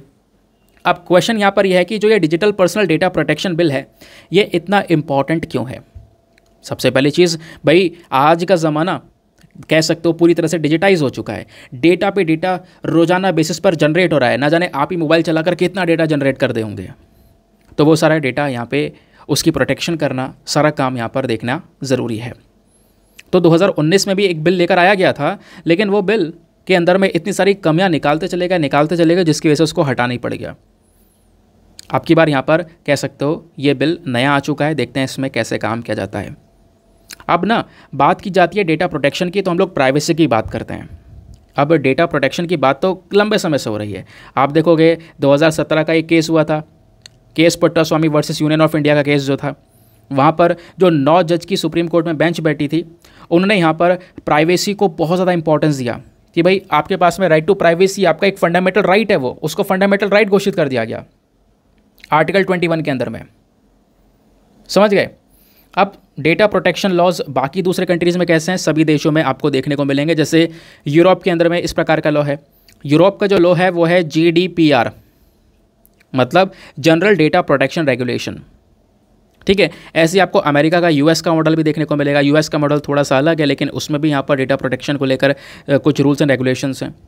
तो आपसे क्वेश्चंस यहाँ से बन सकते हैं। जैसे UPSC ने 2021 में एक सवाल पूछा। 2021 में क्या क्वेश्चन था? क्वेश्चन था कि right to privacy is protected under which article of the constitution of India. Right to privacy कौन से आर्टिकल, कौन से अनुच्छेद के तहत यहाँ पर सुरक्षित है? वो है उस आर्टिकल नंबर 21, यानी कि ऑप्शन नंबर C आपका सही उत्तर हो जाएगा। ठीक है। तो ये था हमारा कंप्लीट आर्टिकल। तो आर्टिकल थोड़ा लेंदी हो गया, लेकिन इंपॉर्टेंट है। अब आगे कभी चर्चा होगी तो मैं आपको यहीं का रेफरेंस दूंगा, आप यहाँ से चीज़ों को कवर कर सकते हो। चलो आगे आते हैं नेक्स्ट आर्टिकल पर। ना अगला आर्टिकल एक और इम्पॉर्टेंट आर्टिकल आता है। यहाँ पर क्या बात की जा रही है? As a green deal nears deadline on 17 July US urges India to use unique voice with Russia. Matter क्या समझते हैं? देखो बात है, अभी जो 17 जुलाई आने वाली है, 17 जुलाई को एक डील एक्सपायर होने वाली है। और वो डील क्या थी? वो डील पिछले साल हुई थी जब रशिया यूक्रेन का वॉर हुआ था ना। रशिया यूक्रेन का वॉर स्टार्ट हुआ, रशिया ने यूक्रेन के ऊपर अटैक करना स्टार्ट किया। तो उस अटैक के बाद में एग्जैक्टली होता क्या है कि एक मतलब जैसे कि दुनिया भर में ना जो हमारा गेहूं है, चावल है, इसका शॉर्टेज हो जाता है, क्योंकि बहुत सारा जो ग्रेन है, बहुत सारा जो अनाज है वो यूक्रेन में उगाया जाता है। यूक्रेन से वो अनाज इंटरनेशनल मार्केट में पहुंचता है। अब इस वॉर की वजह से यूक्रेन वो जो अनाज है उसको समुद्र के माध्यम से भेज ही नहीं पा रहा था इंटरनेशनल मार्केट के अंदर, या अलग अलग देशों को एक्सपोर्ट ही नहीं कर पा रहा था। क्यों? क्योंकि अगर जहाज़ निकलता तो रशिया अटैक कर सकता था। तो भाई इसके लिए यहाँ पर एक डील की गई थी, और उस डील का नाम क्या था? ब्लैक सी ग्रेन इनिशिएटिव। ब्लैक सी ग्रेन इनिशिएटिव मतलब ये था कि जो ब्लैक सी है, जो काला सागर है ना, उस ब्लैक सी में से एक छोटा सा रूट बनाया गया, और उस रूट से बोला गया यूक्रेन अपने इस अनाज को उस रास्ते से निकालकर इंटरनेशनल मार्केट में पहुंचा सकता है। रशिया कोई बम्बार्डिंग नहीं करेगा, रशिया कोई रोक टोक नहीं करेगा। यूक्रेन आराम से यहाँ पर गेहूं जो भी अनाज है वो भेजे इंटरनेशनल मार्केट में, ताकि इंटरनेशनल मार्केट में कोई परेशानी ना हो, दुनिया भर की कंट्रीज़ में कोई शॉर्टेज ना हो इस ग्रेन का। ये डील पिछले साल की गई थी। 17 जुलाई को ये डील एक्सपायर होने वाली है। अब एक्सपायर हो जाएगी तो पिछले साल तो चलो टर्की ने संभाल लिया था। पिछले साल ना जो टर्की है इसने यहाँ पर ये डील करवा दी थी। टर्की बिचौलिया था, इसने यूक्रेन रशिया के बीच में डील करवाई कि ब्लैक सी के माध्यम से ये अनाज निकलवा दो। रशिया कुछ नहीं कहेगा, रशिया ने कहा ठीक है चलो निकाल लो, कोई बात नहीं। वैसे अटैक चलता रहेगा, लेकिन उनके इस अनाज वाले जो भी यहाँ पर पोर्शन होगा जिसके लिए रूट तैयार किया गया, उस रूट में कोई अटैक नहीं किया जाएगा। लेकिन अब की बार यहाँ पर जो ये US है, US की साइड के जो यहाँ पर कह सकते हो US एम्बेसडर हैं यूक्रेन के अंदर में, जिनका पिक्चर आप देख पा रहे होंगे, ब्रिजिट ब्रिंक, इनका कहना यह है कि अब की बार इंडिया को आना चाहिए। इंडिया को अपनी बात यहाँ पर कहनी चाहिए रशिया से कि भाई ये जो डील है इसको और ज़्यादा एक्सपैंड किया जाए, डील को आगे के लिए आगे बढ़ाया जाए, ताकि यहाँ पर इस प्रकार से जो अनाज यूक्रेन से निकल रहा था वो निकलता रहे और इंटरनेशनल मार्केट में पहुँचता रहे। तो इस डील को आगे एक्सटेंड करने के लिए, आगे और ज़्यादा बढ़ाने के लिए यहाँ पर US कह रहा है कि इंडिया रशिया से बात करे। इंडिया अब की बार यहाँ पर बिचौलिया का काम करे, जैसे पिछले साल टर्की ने किया था। समझ गए। अब इस वाले आर्टिकल में और भी बहुत कुछ है। ऐसे लिखोगे कैसे, अगर कुछ आ गया ब्लैक सी ग्रेन इनिशिएटिव को लिखने के लिए, तो आपको प्रॉपर डेटा मैंने यहाँ पे प्रोवाइड करवा दिया है। ठीक है, ये आप देख पाओगे, एक प्रॉपर डेटा आपको मिल जाएगा। तो जैसे मैंने बोला, जिसकी वजह से मतलब ये वॉर की वजह से अनाज का शॉर्टेज हुआ, इसके दाम बढ़ने लगे, इन्फ्लेशन होने लगा दुनिया भर में। यहाँ पर कह सकते हो कि बहुत सारी जो कंट्रीज़ हैं, खासकर जो गरीब कंट्रीज़ हैं, उनके अंदर में भुखमरी बहुत ज़्यादा आने लगी। तो इस वजह से यहाँ पर पिछले साल जुलाई 2022 में डील करवा ली गई थी 1 साल के लिए कि भाई 1 साल तक आगे यहाँ पर अनाज भेजा जाएगा। तो 17 जुलाई तो वैसे कुछ समय के लिए किया गया था, बढ़ाकर 17 जुलाई तक इसको पहुँचा दिया गया। तो 17 जुलाई को ये डील ख़त्म होने वाली है। तो अभी यहाँ पर बोला जा रहा है कि इंडिया यहाँ पर बिचौलिए का काम करे, इंडिया यहाँ पर अब की बार वापस से डील करवाए। समझ गए? अच्छा, क्वेश्चन यहाँ पर यह है, इस डील का इंपॉर्टेंस क्या होगा? बहुत बड़ा इंपॉर्टेंस है, क्योंकि आप यूक्रेन को कम मत समझो इन द सेंस कि यूक्रेन गेहूँ, मेज़, रेपसीड, सनफ्लावर सीड और सनफ्लावर ऑयल, ये जो चीज़ें मैंने आपको बताई हैं ना, इनका सबसे बड़ा एक्सपोर्टर है दुनिया में। दुनिया में कई सारे देशों में जो गेहूं पहुंच रहा है, मेज़ पहुंच रहा है, रेप सीड, सनफ्लावर सीड्स पहुंच पा रही हैं, वो यूक्रेन की वजह से पहुंच पा रही हैं। तो यूक्रेन ग्रेन एक्सपोर्टर में बहुत बड़ा यहाँ पर कह सकते हो कि एक कंट्री माना जाता है। रशिया भी एक्सपोर्ट करता है, लेकिन यूक्रेन भी एक्सपोर्ट करता है। समझ गए? काफ़ी सारी जो देश हैं, इजिप्ट हो गया और भी कई सारी कंट्रीज़ हो गई, वो सब यहाँ पर यूक्रेन से इस प्रकार से कई सारे जो ग्रेन है, कई सारा जो अनाज है वो परचेज़ करते हैं, इम्पोर्ट करते हैं। इवन यहाँ पर बोला जा रहा है कि मिलियंस ऑफ टन्स यहाँ पे झटके में एक्सपोर्ट कर देता है यूक्रेन इन सारे के सारे ग्रेन्स को, इन अनाज को। तो इस वजह से ये डील होना काफ़ी ज़्यादा ज़रूरी है अगर हमें दुनिया में खाने पीने को लेकर शांति बनाए रखनी है। अगर यहाँ पर ये शांति बनाए नहीं रखी गई तो इससे बहुत ज़्यादा हलचल मच जाएगी। जो खासकर लो इनकम कंट्रीज़, वहाँ पे महंगाई और ज़्यादा हो जाएगी, लोगों के पास में पैसा नहीं है खरीदने के लिए, भूखमरी और बड़े लेवल पर हो जाएगी, लोगों की जान जानी स्टार्ट हो जाएगी, इन्फ्लेशन हो जाएगा, बहुत प्रॉब्लम्स हो जाएंगी अगर ये डील आगे नहीं बढ़ती है तो। अब इस डील में होगा क्या कि जो यहाँ पर आपको ये ब्लैक सी दिख रहा है ना, ठीक है, ये ब्लैक सी में ऊपर आपको यूक्रेन दिखेगा, इधर रशिया दिखेगा जो कि ब्लैक सी के साथ बाउंड्रीज़ को शेयर करते हैं। यूक्रेन का यहाँ पर एक पोर्ट, एक बंदरगाह है ओडेसा, उसके बाद 2 बंदरगाह और हैं यहाँ पे आसपास। ठीक है, तो बोला गया कि रशिया से कि ठीक है, क्योंकि ये जो क्रीमिया वाला रीजन है ये भी रशिया के हाथ में है, रशिया ने इसको पहले ही हथिया लिया था। अब तुर्की ने यहाँ पर बिचौलिया का काम किया पिछले साल और बोला कि ऐसे हम लोग एक रूट बना देंगे, ठीक है, ऐसे एक हम लोग रास्ता बना देंगे और इसके अंदर अंदर से यानी यूक्रेन के ये जो पोर्ट है, जो बंदरगाह है, यहाँ से अनाज लेकर जहाज़ निकलेंगे और यहाँ से निकलकर सीधा यहाँ से निकलकर इंटरनेशनल मार्केट में ऊपर जाना होगा या नॉर्थ अफ्रीका में जाना होगा तो आराम से पहुँच जाएंगे। ठीक है, लेकिन रशिया इस वाले पोर्शन में इनके जहाज़ के ऊपर अटैक नहीं करेगा, ये डिसाइड किया गया था। लेकिन 17 जुलाई को डील ख़त्म हो रही है तो इस वजह से इस डील को वापस से एक्सटेंड करने की बात की जा रही है। क्लियर हो गया? चलो आगे आते हैं। नेक्स्ट दोस्तों आते हैं एडिटोरियल डिस्कशन पे। आज काफ़ी ज़्यादा इंपॉर्टेंट एडिटोरियल से 3 स्पेशली एडिटोरियल्स हम यहाँ पर डिस्कस करेंगे। सबसे पहले इंडिया की क्रिएटिव इकॉनमी के बारे में राइटर चर्चा करते हैं। देखो सबसे पहली चीज़ ना, जो राइटर हैं ये खुद एक असिस्टेंट डायरेक्टर है national gallery of modern art के अंदर में। तो जो खासकर आर्ट है, आर्टिस्ट हैं, हमारे कलाकार हैं, उनकी कलाकारियाँ हैं, है ना, उसको कैसे प्रोटेक्शन दे सकते हैं। इंडिया की क्रिएटिव इकॉनमी कितनी ज़्यादा बड़ी है लेकिन इसको एक सपोर्ट की आवश्यकता है, तो वो सपोर्ट कैसे दिया जा सकता है वो यहाँ पे राइटर ने समझाया। एक अच्छा टॉपिक है क्योंकि आपसे क्रिएटिव इकॉनमी के बारे में पूछा जा सकता है। एक नया concept GS paper number 3 economy में लिंक कर पाओगे कि क्रिएटिव इकॉनमी क्या होती है। समझ गए? तो डिटेल से डिस्कस करेंगे। उसके बाद जो हमारा जो दूसरा एडिटोरियल होने वाला है वो है risk of Zaporizhzhia nuclear power plant. ठीक है, अभी जो ज़ैपोरिज़िया न्यूक्लियर पावर प्लांट है ये रशिया के हाथ में आ चुका है, रशिया ने इसको कब्जा लिया है। वैसे यूक्रेन के हाथ में था, पूरे यूरोप का सबसे बड़ा न्यूक्लियर पावर प्लांट है, लेकिन इसको लेकर एक रिस्क बना हुआ है। एक बहुत बड़ी घटना हो सकती है जैसे चेरनोबिल डिजास्टर हुआ था। तो ये पर्टिकुलर इशू क्या है वो भी समझेंगे। फिर उसके बाद में जो अगला एडिटोरियल है ये बात करता है कि ईरान को अभी शंघाई कोऑपरेशन ऑर्गेनाइजेशन का जो नवा मेंबर है वो बनाया गया है। ठीक है, तो उसकी वजह से यहाँ पर डिस्कस किया जा रहा है कि क्या जो शंघाई कोऑपरेशन ऑर्गेनाइजेशन है ये एंटी वेस्ट बन चुका है, यानी जो वेस्टर्न कंट्रीज़ हैं उसके खिलाफ में आ चुका है, ये उसके अगेंस्ट में तैयार किया जा रहा है। क्या है एससीओ, आखिरकार इसके मेन गोल्स क्या हैं, इसको लेकर बायलैटरल इश्यूज़ क्या हैं, ईरान का इंपॉर्टेंस क्या है, भारत का इंपॉर्टेंस क्या है। ये बहुत अच्छा पार्टिकल है, ध्यान रखना। हमने एससीओ के बारे में तो बहुत कुछ डिस्कस किया है कि शंघाई कोऑपरेशन ऑर्गेनाइजेशन क्या है, इसमें टोटल 8 कंट्रीज़ हैं, कब कब ज्वाइन की हैं, इसका हेडक्वार्टर कहाँ पर है, ये तो हम डिस्कस करते रहते हैं, वो फैक्चुअल डेटा है। लेकिन आज इस आर्टिकल में कुछ और डेटा के बारे में डिस्कशन किया जा रहा है, वो समझाऊंगा, जिसके बेसिस पर आज आपको मेंस का क्वेश्चन भी अटेम्प्ट करना है। ठीक है, तो बात ये की जा रही है कि सर परसों क्या होता है, वीडियो कॉन्फ्रेंस के माध्यम से शंघाई कोऑपरेशन ऑर्गेनाइजेशन की मीटिंग की जाती है। अब इस शंघाई कोऑपरेशन ऑर्गेनाइजेशन में आप देखोगे तो लगभग टोटल 8 कंट्रीज़ यहाँ पे नज़र आती हैं। वो 8 कंट्रीज़ कौन कौन सी है, पहले मैं आपको उन देशों के बारे में बता देता हूँ। Kazakhstan, China, Kyrgyzstan, Russia, Tajikistan, Uzbekistan, India, Pakistan और ईरान।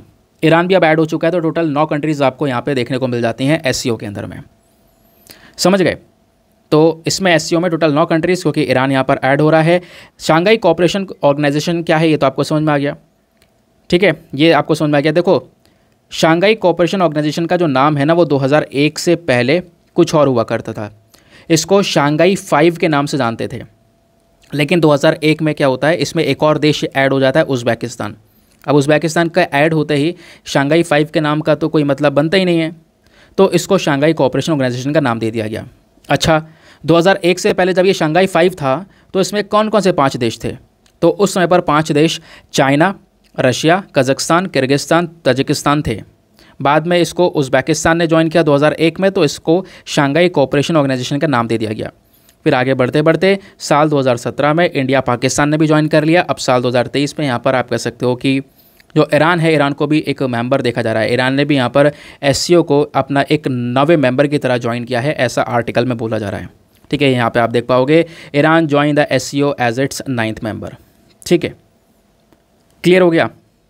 अब क्वेश्चन ये है कि शांघाई कोऑपरेशन ऑर्गेनाइजेशन के मेन गोल्स क्या हैं, इसका मेन काम क्या होता है, क्या क्या करने के लिए यहाँ पर ये बना है ग्रुप।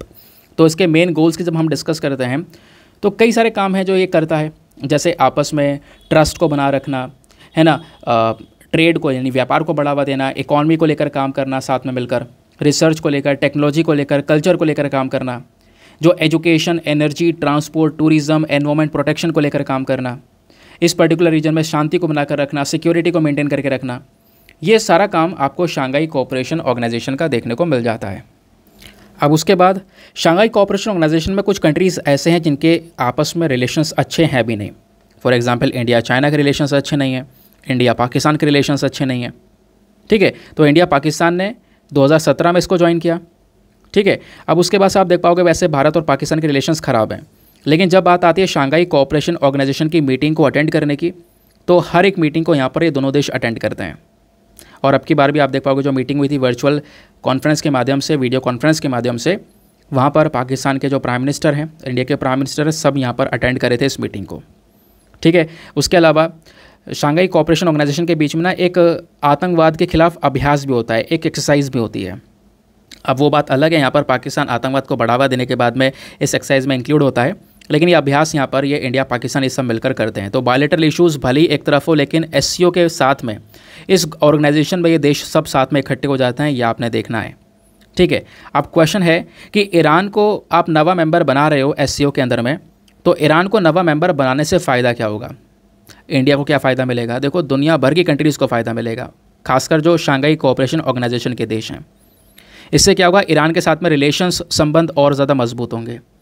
और मैं आपको बता दूं, भारत को तो बहुत ही फ़ायदा होगा, क्योंकि भारत को डायरेक्टली यूरोप का एक्सेस मिल पाएगा ईरान के माध्यम से। आपने एक कॉरिडोर का नाम सुना होगा, that is international north south transport corridor. आपने चाबार पोर्ट का नाम सुना होगा। अब ये चीज़ें क्या हैं, आओ मैं आपको मैप में दिखाता हूँ। इस वाले मैप को देखो दोस्तों, यहाँ पे ईरान आपको दिखेगा, ये पाकिस्तान है, ये इधर इंडिया है। अब ईरान में जो चाबार पोर्ट है ये भारत ने ही बनाया है, भारत ने डेवलप किया है।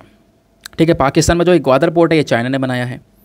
अब इस पोर्ट को टक्कर देने के लिए हमने ग्वादर पोर्ट बनाया, चाबार पोर्ट बनाया। अब क्या है, ईरान के ऊपर दुनिया भर के सैंक्शंस लगे पड़े हैं। अमेरिका ने कई सारे सैंक्शंस लगा रखे हैं, ईरान से व्यापार वगैरह कोई ज़्यादा देश कर नहीं रहा है। तो ये जो चाबार पोर्ट आपको दिख रहा है यहाँ पर, भारत इसका भी प्रॉपर यूज़ नहीं कर पा रहा है। अब ये एससीओ का मेंबर बन चुका है, इसके ऊपर प्रॉपर फोकस करेंगे। दूसरा, international north south transport corridor, that is INSTC। अब INSTC क्या है, देखो ये जो कॉरिडोर आपको दिख रहा है दोस्तों, इस कॉरिडोर के माध्यम से हम सीधा ऊपर मॉस्को से जुड़ सकते हैं, रशिया से जुड़ सकते हैं, व्यापार कर सकते हैं। कैसे, तो इंडिया का ये रहा मुंबई। अब मुंबई को हम लोग सीधा चाबार पोर्ट से जोड़ेंगे, चाबार पोर्ट जो कि भारत ने ईरान में बनाया है। अब सीधा यहाँ पर इस पोर्ट से हम क्या कर सकते हैं, इस पोर्ट से कनेक्टिविटी हमारी सीधी यहाँ पर आप देख पाओगे बंदर अब्बास पोर्ट पर हो जाएगी। ऊपर मतलब आप ईरान की कैपिटल तेहरान तक पहुँच सकते हो। उसके अलावा यहाँ से हम सीधा सेंट्रल एशियन कंट्रीज़ तक पहुँच सकते हैं। ऊपर की कंट्रीज़ जो है तजिकिस्तान, उज़्बेकिस्तान, किर्गिस्तान, कजाकिस्तान, इन सब देशों पर पहुँच सकते हैं। फिर उसके बाद में यहाँ पर बाकू से सीधा यहाँ पे ऊपर हम रशिया तक पहुँच सकते हैं, यहाँ पे मॉस्को तक कनेक्टिविटी हो सकती है। तो यही है हमारा international north south transport corridor, ठीक है, जो कि इंडिया को ईरान से जोड़ता है, ईरान से सीधा एज़रबाईजान से Astrakhan, then Moscow, then Saint Petersburg. फिर इधर से आप घूम कर आ सकते हो, मतलब आप पूरा दुनिया का चक्कर लगा सकते हो। लेकिन ये कैसे पॉसिबल हो पा रहा है, ईरान की वजह से। अगर ईरान यहाँ पर ना होता, ईरान का ये पोर्ट ना होता, तो हम लोग ये ऊपर जुड़ पाते नहीं, ये एक सबसे बड़ा लिंक ही नहीं जुड़ पाता। समझ गए? तो अगर ये जो रूट है ना, ये तैयार भी हो चुका है, रूट का यूज़ भी होना स्टार्ट हो चुका है। पिछले कुछ समय पर हमने डेटा डिस्कस भी किया था कि सेंट पीटर्सबर्ग से कुछ सामान सीधा इंडिया भेजा गया है, और वो कैसे आया है, सेंट पीटर्सबर्ग से मॉस्को, मॉस्को से अस्त्राखान, देन यहाँ पे बाकू, देन बंदरअब्बास, देन इंडिया पहुँचा है वो सामान। और आप सीधा यहाँ पर ऐसे जाकर बाल्टिक सी से, नॉर्थ सी से गुजरकर उसके बाद नॉर्थ सी से गुजरने के बाद मेडिटेरेनियन सी से इधर स्विस कैनाल से निकलकर वापस इंडिया ज्वाइन कर सकते हो। तो पूरा आपने यूरोप घेर लिया है, ठीक है। वो कैसे घेर पाए हो, INSTC कॉरिडोर के माध्यम से, लेकिन उसमें ईरान का इंपॉर्टेंस बहुत ज़्यादा है। आप व्यापार कर सकते हो इस रूट से, सीधा यहाँ से सामान भेजो और ये सीधा वापस इंडिया आ सकता है इस तरीके से। मैं आपको मजाक करके बता रहा हूँ, बट यहाँ पे फिर भी आप देखोगे तो पूरा का पूरा यूरोप का एक्सेस यहाँ पर आ रहा है बीच में, समझ गए। तो ये एक सबसे इंपॉर्टेंट चीज़ आपको नज़र आएगी। उसके अलावा ईरान के माध्यम से हमारे पास में सेंट्रल एशिया की कनेक्टिविटी भी प्रॉपर आ रही है, ठीक है, बात क्लियर हो गई।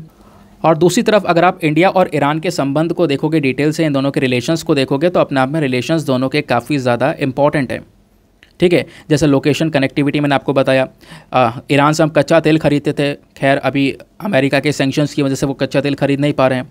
बाकी INSTC कॉरिडोर में ईरान एक बहुत इंपॉर्टेंट रोल प्ले करता है, ये मैंने आपको बता दिया है, ठीक है, समझ गए। तो ईरान कैसे एक इंपॉर्टेंट रोल प्ले कर सकता है, ये हम लोगों ने यहाँ पर डिस्कस किया। तो ईरान का इंडक्शन जो शंघाई कोऑपरेशन ऑर्गेनाइजेशन में किस प्रकार से हेल्प कर सकता है, स्पेशली इंडिया की, वो भी हम लोगों ने यहाँ पर समझा। और इंडिया की नहीं, दुनिया भर की और भी कंट्रीज़ की यहाँ पर हेल्प कर सकता है। पाकिस्तान, अफगानिस्तान को भी हेल्प मिलेगी क्योंकि उनको भी यहाँ पर इस रूट का एक्सेस मिल सकता है। और दूसरी चीज़ आप ये कह सकते हो कि ये जो ग्रुप है इसको एंटी वेस्ट का नाम भी दे दिया गया है कि वेस्टर्न कंट्रीज़ के खिलाफ में यहाँ पर SCO हमारा खड़ा होता चले जा रहा है, क्योंकि इसमें ईरान ऐसा देश है जिसको वेस्टर्न कंट्रीज़ काफ़ी ज़्यादा हेट करती हैं। रशिया देश है, वेस्टर्न कंट्रीज़ हेट कर रही हैं। चाइना है, वेस्टर्न कंट्रीज़ हेट कर रही हैं। तो कहीं ना कहीं यहाँ पर ये जो पूरा ग्रुप है ये एंटी वेस्ट तैयार हो रहा है, ऐसे भी बात भी यहाँ पर बोली जा रही है। क्यों, उसके पीछे का रीज़न मैंने आपको बताया। नाउ अब आज का मेंस का क्वेश्चन क्या है, फटाफट उसको हम लोग डिस्कस करते हैं।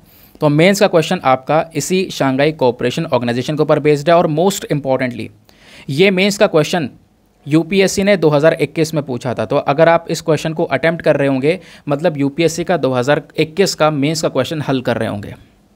क्वेश्चन क्या है, critically examine the aims and objectives of SCO। Shanghai cooperation organisation का जो एम है, इसका जो लक्ष्य है, उद्देश्य है, वो क्या है वो बताना है। And what importance does it hold for India, Bharat के लिए यहाँ पर यह कितना ज़्यादा महत्व रखता है ये ग्रुप, ये आपने समझाना है। 250 शब्दों में आंसर लिखना है। हिंदी में रीड कर देता हूँ। तो जो SCO है इसके लक्ष्य और उद्देश्यों का आलोचनात्मक परीक्षण करें, भारत के लिए इसका क्या महत्व है वो समझाएं। 250 शब्दों में आंसर लिखने के बाद में कहाँ पे सबमिट करना है, टेलीग्राम पर जाना, वहाँ पे जाके सर्च बॉक्स में लिखना Deepak Yadav education mains group, full form लिखोगे आपको मेरा टेलीग्राम चैनल मिलेगा। वहाँ पर 70,000 से ज़्यादा लोग जुड़ चुके हैं। आप भी जुड़कर अपने आंसर्स को वहाँ पर सबमिट कर सकते हो। अपने आंसर्स को जब दोस्तों आप वहाँ पे सबमिट करोगे तो साथ ही साथ में एक छोटा सा काम और करना है, एटलीस्ट सभी लोगों को 2-2 आंसर्स रिव्यू करने हैं। जब आप सभी लोग 2-2 आंसर्स को रिव्यू करोगे तो बहुत सारे फ़ायदे होंगे आपको भी और सामने वाले को भी। आपको कुछ इंपॉर्टेंट पॉइंट्स मिलेंगे जो आप अपने नोट्स में इंक्लूड कर सकते हो। सामने वाले के आंसर में अगर कोई मिस्टेक होती है तो आप उनको बता सकते हो कि यहाँ पर आपको इंप्रूवमेंट की आवश्यकता है। तो कोऑपरेटिव वे में वो पूरा ग्रुप चल रहा है, आप भी ज़रूर से उसका हिस्सा बन सकते हैं। चलो आते हैं नेक्स्ट एडिटोरियल की तरफ। अगला जो एडिटोरियल है वो है the risk of Zaporizhzhia nuclear power plant. और स्पेशली बात यह है कि साल 2023 में अब की बार ज़ैपोरिज़िया न्यूक्लियर पावर प्लांट को लेकर सवाल बना था कि कौन से देश में है ये, यूक्रेन में है, ठीक है। हमने पिछले साल भी इसका काफ़ी डिस्कशन किया था। दोस्तों पहले मैं आपको कुछ इमेजेस दिखा रहा हूँ, इस इमेज को देखो ताकि आपको चीज़ें बहुत अच्छे से समझ में आए। इस मैप को मैं जूम करके दिखाता हूँ। ये मैप आप देख पा रहे होंगे, ये पूरा यूक्रेन है, ठीक है। यूक्रेन का हिस्सा है, रशिया है, लेकिन ये ज़ैपोरिज़िया न्यूक्लियर पावर प्लांट आपको यूक्रेन में देखने को मिलेगा। लेकिन अभी के समय पर ये रशिया के कंट्रोल में है, रशिया ने इसको कब्जा लिया है। ये जो वॉर स्टार्ट हुई थी ना पिछले साल, इस वॉर के दौरान इसको कब्जा लिया। उसके अलावा यूक्रेन का एक और हिस्सा है नीचे क्रीमिया वाला, इसको रशिया 2014 में कब्जा चुका है, ठीक है। तो अभी ये न्यूक्लियर पावर प्लांट रशिया के कंट्रोल में चल रहा है। ये आप यूक्रेन का मैप देखोगे, ये कैपिटल इसकी कीव है, यहीं पर इस पोर्शन में यहाँ पर ये ज़ैपोरिज़िया न्यूक्लियर पावर प्लांट है। एक और बात ध्यान रखना दोस्तों, यूरोप का, पूरे यूरोप का सबसे बड़ा न्यूक्लियर पावर प्लांट आपको ये वाला ही देखने को मिलेगा, ज़ैपोरिज़िया, क्योंकि इसमें 6 वाटर कूल्ड रिएक्टर्स यहाँ पर हैं जिसमें यूरेनियम 235 रखा हुआ है, जहाँ से बिजली का उत्पादन, एनर्जी का उत्पादन किया जाता है। न्यूक्लियर पावर प्लांट क्या करते हैं, आपके एनर्जी का उत्पादन करते हैं, बिजली का उत्पादन करते हैं। अब क्या हो रहा है ना, इस न्यूक्लियर पावर प्लांट को लेकर जो रिस्क है वो काफ़ी ज़्यादा बढ़ता चले जा रहा है। क्यों, वो इस आर्टिकल में डिस्कस किया गया। क्या डिस्कस किया जा रहा है कि सर मई 2022 में रशिया ने इसको कंट्रोल किया, लिथुएनिया का एक एनजीओ है, नॉन गवर्नमेंटल ऑर्गेनाइजेशन, उन्होंने एक रिपोर्ट प्रस्तुत की है और रिपोर्ट के अंदर बताया है कि ज़ैपोरिज़िया न्यूक्लियर पावर प्लांट को लेकर रिस्क लगातार बढ़ते जा रहे हैं। कभी भी एक बड़ा डिजास्टर हो सकता है, like Chernobyl disaster. Chernobyl disaster कितना खतरनाक था सबको पता है कि किस तरीके से यहाँ पर जो ये हैजार्डस गैस है वो फैल चुकी थी, कई सारे लोगों को यहाँ पर मार चुकी थी। क्योंकि यहाँ पर अब खतरे वाली बात यह भी है क्योंकि इस ज़ैपोरिज़िया न्यूक्लियर पावर प्लांट का डिज़ाइन ही कुछ अलग प्रकार का है। ये कहाँ पर स्थित है? ज़ैपोरिज़िया नाम के एक शहर में, जो नाइपर नदी है ना उसके जस्ट पास में ये न्यूक्लियर पावर प्लांट स्थित है। इसमें कई सारे 6 रिएक्टर्स हैं और 6 रिएक्टर्स का इनका मेन मकसद है कि लगभग 6 गीगावाट तक की ये जो एनर्जी है इसको जनरेट करने का काम करते हैं। ये जो रिएक्टर हैं, इन रिएक्टर में आपको रिएक्टर वेसल्स देखने को मिलेंगे। यूरेनियम डाइऑक्साइड की जो फ्यूल वाली रॉड्स हैं वो पानी में डुबा के रखी गई हैं। कंट्रोल रॉड्स भी यहाँ पर रखी हैं। जो पानी है इसमें वो कूलेंट का भी काम करता है और मॉडरेटर का भी काम करता है। जो पानी है उससे यहाँ पर इस न्यूक्लियर पावर प्लांट को वो ठंडा भी करते हैं और उसको चलाने का भी काम करते हैं। तो पानी के 2 उपयोग यहाँ पर देखने को मिल जाते हैं। अब इसी वजह से यहाँ पर इसका एक मेन रिस्क बताया जा रहा है। जो ये रिपोर्ट आई है, बेलोना रिपोर्ट, इसने बोला है कि अलग अलग प्रकार के एक्सीडेंट हो सकते हैं न्यूक्लियर पावर प्लांट इस ज़ैपोरिज़िया में। अगर इसमें कोई भी डैमेज होता है, भाई इतनी बॉम्बार्डिंग हो रही है, इस न्यूक्लियर पावर प्लांट के आसपास बम फेंके जा रहे हैं, कहीं भी गलती से भी अगर इसमें एक बम लगता है ना तो उससे सीधा इसको डैमेज होगा और उस डैमेज का भुगतान पूरे यूक्रेन को भुगतना पड़ सकता है। इवन यूक्रेन के आसपास के देशों को भी भुगतना पड़ सकता है।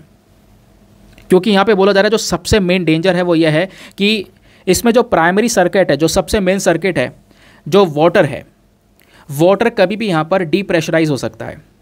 डीप्रेशराइज होने के बाद में भाप बन के निकल सकता है और भाप बनेगा एकदम से एकदम हवा में छूट जाएगा वो। और हवा में छूटते ही कह सकते हो कि जो रेडियो एक्टिव मटेरियल है, दूसरे सब्सटेंसेस हैं, उनके साथ में ये छूटेगा। ऐसा नहीं केवल अकेला वाटर छूटेगा। प्लस इस पूरे मिक्सचर में ना, जो ये मिक्सचर बना के रखा हुआ है इसके अंदर में, इसमें आइसोटोप आयोडीन 131 भी मिला हुआ है। और ये जो आइसोटोप आयोडीन 131 है ये बहुत तेज़ी से हवा में घुल जाता है और हवा में बहुत तेज़ी से फैलने का काम करता है। और अगर हवा में घुल गया और फैल गया और किसी इंसान ने इसको सूंघ लिया तो उसका जो थायराइड ग्लैंड होता है वो ख़त्म हो जाता है। बॉडी से थायराइड ग्लैंड को ख़त्म कर देती है ये आयोडीन 131। ठीक है। और ऐसी कह सकते हो कि इसी पूरे, अगर कोई ब्रीच होता है इसमें, कोई भी अगर दुर्घटना घटती है, कोई बॉम्बार्डिंग अगर इसमें होती है, कोई बॉम्ब अगर गलती से भी गिर जाता है, तो इससे पानी के डिप्रेशराइजेशन की वजह से सेज़ियम 137 भी रिलीज़ हो जाएगा। सेज़ियम 137 निकलेगा और सेज़ियम 137 बहुत सालों तक यहाँ पर इस एनवायरनमेंट में हो सकता है। और आप कह सकते हो जो चेरनोबिल डिज़ास्टर हुआ था उससे भी घातक, उससे भी खतरनाक डिज़ास्टर ये ज़ैपोरिज़िया का हो सकता है, जो भी गैस रिलीज़ होंगी। तो बहुत संभल के यहाँ पर इसके आसपास गेम खेलना है, इसके आसपास कुछ करना ही नहीं है। सबसे पहली चीज़ तो ये है। ठीक है, ये यहाँ पर बताया गया। कुछ और चिंता वाली बात बताई जा रही है। बोला जा रहा है कि जो रिपोर्ट है इन्होंने डिस्कस किया है कई सारे इश्यूज़ को। ये जो न्यूक्लियर पावर प्लांट है इसको एक्सटर्नल पावर की ग्रिड से डिस्कनेक्ट कर रखा है। अब होता यहाँ पर यह है कि एक चिंता वाली बात है कि भाई यहाँ पे जो वर्किंग कंडीशन है वो ज़्यादा अच्छी नहीं है। 3000 लोग काम कर रहे हैं इस प्लांट के अंदर में, और ज़्यादातर लोग यहाँ पर, क्योंकि न्यूक्लियर पावर प्लांट ये यूक्रेन के हाथ में था, यूक्रेन के कई सारे लोग काम कर रहे हैं, यूक्रेन के सपोर्टर्स काम कर रहे हैं। अब रशिया ने कंट्रोल कर लिया है। वर्कर्स तो वो ऐसे ही हैं। अब वर्कर्स से एक नया कॉन्ट्रैक्ट करवाया जा रहा है भाई साइन, कि भाई आपको, क्योंकि वर्कर्स जो काम कर रहे होते हैं उनसे नए नए कॉन्ट्रैक्ट होते हैं। अब नए साल का नया कॉन्ट्रैक्ट साइन हो रहा है, वर्कर साइन ही नहीं कर रहे हैं। क्यों? क्योंकि इनको खुद को जान का खतरा लग रहा है कि भाई जिस तरीके से हालात यहाँ पर हो रहे हैं दोनों के बीच में, उस तरीके से यहाँ पे कभी भी कुछ भी हो सकता है। ठीक है, तो ये आप कह सकते हो। अब वो वर्कर्स ही संभाल रहे हैं। अब वर्कर्स नया कॉन्ट्रैक्ट साइन करने से मना कर रहे हैं, वर्कर्स निकल कर जा रहे हैं धीरे धीरे। तो इससे भाई उस न्यूक्लियर पावर प्लांट का मैनेजमेंट कौन करेगा? अब उसका प्रॉपर मैनेजमेंट नहीं होगा तो अगेन तब भी डिजास्टर हो सकता है। क्योंकि अगर न्यूक्लियर पावर प्लांट बन रहा है, वहाँ पे कोई इंसान है नहीं चलाने वाला, वो अपने आप चल रहा है, तो उसमें कई सारे इश्यूज ऑब्वियसली यहाँ पर हो सकते हैं। समझ गए? तो इस प्रकार के यहाँ पर जो प्रॉब्लम्स हैं इस ज़ैपोरिज़िया न्यूक्लियर पावर प्लांट को लेकर, वो एज अ रिस्क के तौर पर देखी जा रही हैं। ठीक है, आगे आते हैं। नाउ जो अगला एडिटोरियल है हमारा, वो बात करता है एक इंडिया के क्रिएटिव इकॉनमी के बारे में। तो ये वाला जो आर्टिकल है मैं आपको बता चुका हूँ, जीएस पेपर नंबर 3 इकॉनमी वाले सेक्शन के साथ में आप इसको लिंक कर सकते हो। चलो समझते हैं क्या है यहाँ पर राइटर के कहने। तो जो यहाँ पे हमारी राइटर हैं हर्ष भार्गवी पंडीरी, इनका कहना ये है कि देखो जो ऑनलाइन प्लेटफॉर्म्स हैं, सोशल मीडिया प्लेटफॉर्म्स हैं, यूट्यूब, फेसबुक, ऑनलाइन प्लेटफॉर्म्स हैं, डिजिटल कंटेंट क्रिएशन हो रहा है आजकल लगातार। इसकी वजह से जो हमारे आर्टिस्ट हैं, जो कलाकार हैं, राइटर्स हैं, फिल्म मेकर्स हैं, म्यूजिशियंस हैं, ये सारे लोगों को एक अच्छी ऑडियंस मिल रही है। और अगर उनके पास में अगर कोई टैलेंट है तो टैलेंट होने के बाद वो इन चीज़ों को मोनेटाइज कर सकते हैं, क्योंकि ये सोशल मीडिया प्लेटफॉर्म्स आपको यहाँ पर कुछ अमाउंट प्रोवाइड करवा सकते हैं। आपके पास में टैलेंट है, आपने अपना कंटेंट डाला है, आपका कंटेंट यूनिक है, तो यहाँ पे जो ऑडियंस है आपके कंटेंट को पसंद करेगी, ज़्यादा ऑडियंस आएगी, ज़्यादा ऑडियंस आएंगी तो आपको ज़्यादा पैसा मिलेगा। ज़्यादा पैसा इन द सेंस ये सोशल मीडिया प्लेटफॉर्म यूट्यूब वगैरह ज़्यादा पैसा नहीं देते हैं, पैसा आता है आपको ब्रांड प्रमोशन का।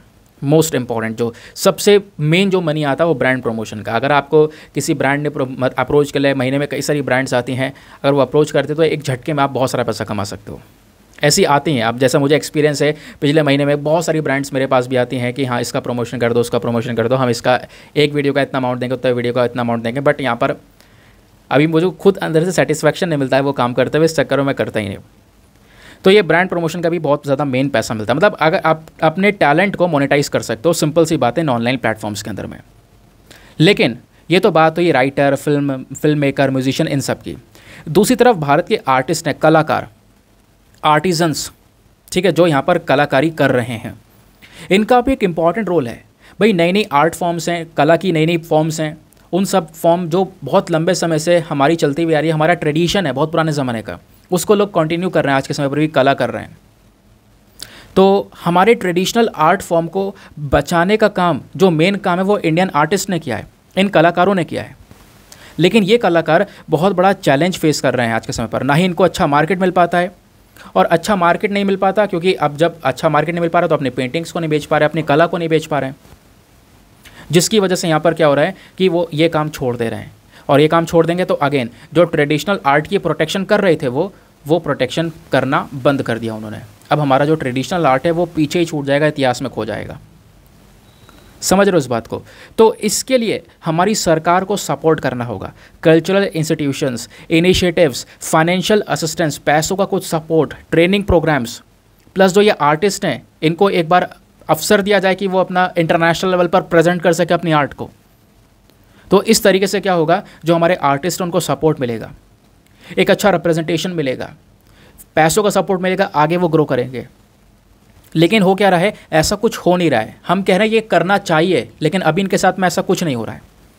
ये जो आर्टिस्ट हैं ये कहीं ना कहीं इनके पास में पैसों की कमी है, उस वजह से ये जूझ रहे हैं। और दूसरी बात, यहाँ पे कुछ लोगों को सेलेक्ट किया जाता है, बड़े बड़े इवेंट होते हैं, है ना, आपने देखा होगा कल्चरल इवेंट्स होते हैं, बड़े बड़े लोग अपनी आर्ट को प्रेजेंट करते हैं वहाँ पर। लेकिन क्या हो रहा है कि उस इवेंट के अंदर में अच्छे लोगों को सेलेक्ट किया जाता है, लेकिन सिलेक्शन का जो प्रोसेस है वो अभी तक ट्रांसपेरेंट ही नहीं है, किसी को नहीं पता चल रहा है कि कैसे सिलेक्शन हो रहा है। इसके चक्कर में असमानताएं वहाँ पर बहुत ज़्यादा देखने को मिल रही हैं। भाई एक टैलेंटेड व्यक्ति तब भी छूट जा रहा है पीछे। एक टैलेंटेड व्यक्ति जो कि शहर से बाहर रह रहा है उसको प्लेटफॉर्म मिला ही नहीं। तो आप इस प्रकार का इवेंट करो जिसमें आधे लोगों को रिप्रेजेंटेशन मिल रहा है, आधे लोगों को नहीं मिल रहा है, तो आप तो यहाँ पर भी इनइक्वालिटी कर रहे हो ना। बाकी जब आप दूसरे देशों को देखोगे तो दूसरे देशों में कई सारी प्राइवेट कंपनियां, पब्लिक कंपनियां भी क्या कर रही हैं, अपनी आर्ट को प्रमोट कर रही हैं ब्रांड के तौर पर। लेकिन इंडिया में कोई भी ऐसा सीरियस एफर्ट कोई प्राइवेट कंपनी नहीं दिखा रही, कोई पब्लिक कंपनी नहीं दिखा रही, किसी आर्टिस्ट को प्रमोट नहीं कर रही है। जो आर्टिजन्स है, जो आर्टिस्ट, जो कलाकार हैं, इनके पास में बहुत सारे क्रिएटिव आइडियाज़ हैं, ये रोज़ नई नई क्रिएटिविटी करके दिखाते हैं। इनको एक मार्केट की आवश्यकता है, एक बिजनेस की आवश्यकता है, एक ऐसे प्लेटफॉर्म की आवश्यकता है जो इनको पहचान दे। जो पहचान इनको नहीं मिल पा रही है वो हमारे राइटर ने यहाँ पर मेंशन किया है। ठीक है, तो क्रिएटिव इकॉनमी क्या है, कलाकारी से रिलेटेड, ये आपने समझा। अब बोला जा रहा है कि इसी आर्ट सेक्शन में सपोर्ट तो कुछ मिल नहीं रहा है, ऊपर से क्राइम और नज़र आ रहा है। अब ये क्राइम कैसा नज़र आ रहा है, ये यहाँ पर समझो इस पॉइंट को। इनका कहना यह है कि जो आर्ट वर्ल्ड है, भाई लोगों ने अपनी कुछ नई चीज़ बनाई, नया पेंटिंग बनाया, नया कुछ आर्ट फॉर्म किया, नया कुछ क्रिएटिविटी उन्होंने दिखाई। अब लोग यहाँ पर उसको चोरी कर ले रहे हैं, उस आइडिया को, उस आर्ट को कॉपी कर लिया गया, उसका डुप्लीकेट बना दिया गया, डुप्लीकेट बना के बताया गया ये मैंने बनाया है। फ्रॉड हो रहा है लोगों के साथ में। तो आप समझ रहे हो, इस प्रकार के जो क्राइम है इसको भी रोकना ज़रूरी है, क्योंकि इससे लोगों का मोरल डाउन हो जाता है, मोटिवेशन डाउन हो जाता है। भाई एक इंसान ने मेहनत करके एक नया कंटेंट क्रिएट किया है, एक नया तरीका, एक नया मेथड बनाया है, और दूसरा व्यक्ति यहाँ पर उसको कॉपी करके वो सारा क्रेडिट खुद ले ले, तो कहीं ना कहीं यहाँ पर ये दूसरा व्यक्ति जिसने एक नई चीज़ बनाकर दी थी उसका मोरल डाउन हो जाएगा, आगे वो कुछ नहीं ऐसा कुछ नया क्रिएट नहीं करेगा, जिससे लॉस ओवरऑल देश का होगा। समझ गए? तो ये जो क्राइम्स हैं, इन क्राइम्स के प्रति हमें एक सिक्योरिटी मेजर्स की आवश्यकता है। इन क्राइम्स को टैकल करना इस आर्ट वर्ल्ड में बहुत बहुत ज़्यादा ज़रूरी है, तभी हम अपनी इकॉनमी को, जो क्रिएटिव इकॉनमी, इसको हेल्दी बनाकर रख सकेंगे। लेकिन आज हमारे पास में कोई भी ऐसा इंस्टीट्यूशनल इंफ्रास्ट्रक्चर, कोई भी ऐसी बॉडी, कोई भी ऐसी टेक्नोलॉजी है ही नहीं जो कि इस ओरिजिनल आर्ट वर्क को वेरीफाई कर सके कि किसका ओरिजिनल है, किसका डुप्लीकेट है।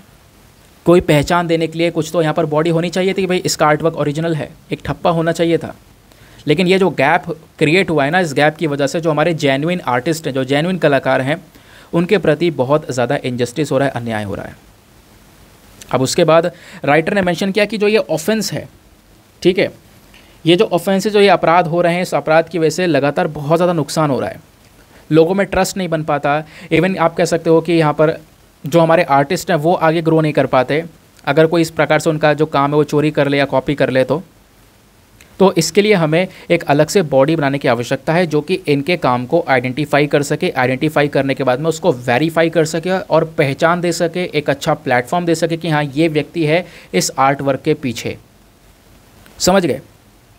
अब राइटर यहाँ पर एक वर्केबल सोल्यूशन के बारे में बता दी कि हमें और क्या करना चाहिए, क्या इसका एक मेन उपाय हो सकता है, सिंपल उपाय हो सकता है। तो इसके लिए यहाँ पर एक कोलैबोरेटिव मॉडल की आवश्यकता है, कोलैबोरेशन की आवश्यकता है। अगर कल्चरल इकॉनमी को प्रमोट करना है तो एक कोलैबोरेशन ज़रूरी है, यही एक अच्छा सोल्यूशन है। यानी आपस में मिलकर हमारी प्राइवेट और पब्लिक सेक्टर को काम करना होगा। इकॉनमिक ग्रोथ को प्रमोट करने के लिए जो ये सोल्यूशन है, यहाँ पर ये सोल्यूशन को हमें थोड़ा और बढ़ावा देना होगा। ठीक है, इससे क्या होगा, अगर हम सॉल्यूशंस लेकर आएंगे इन सब चीज़ों का, जो ये कह सकते हो प्रॉब्लम्स हैं, इनका उपाय देंगे ना, तो इससे एक इकोसिस्टम क्रिएट होगा कि नई नई इनोवेशंस यहाँ पर होते हुए नजर आएंगे।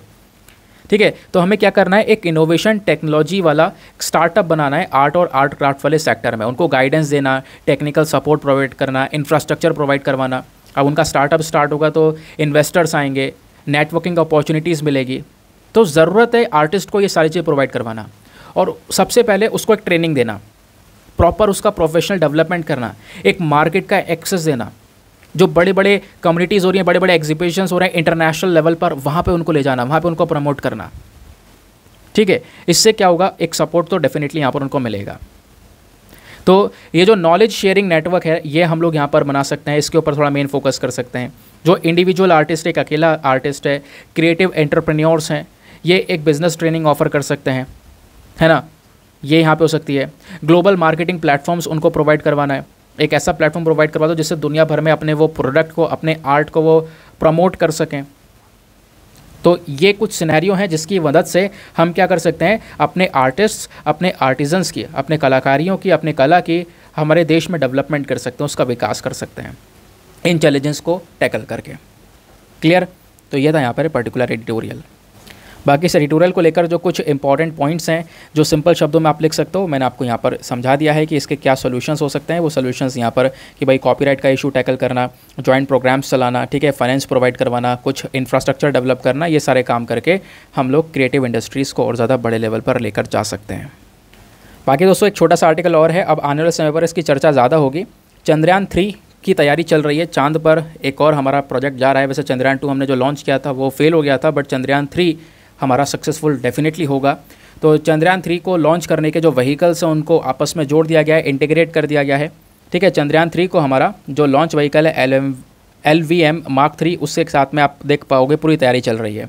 तो बोला जा रहा है कि 12 जुलाई से लगभग 19 जुलाई के बीच में, यानी इस जुलाई में कुछ दिनों बाद ये चंद्रयान 3 लॉन्च होने वाला है।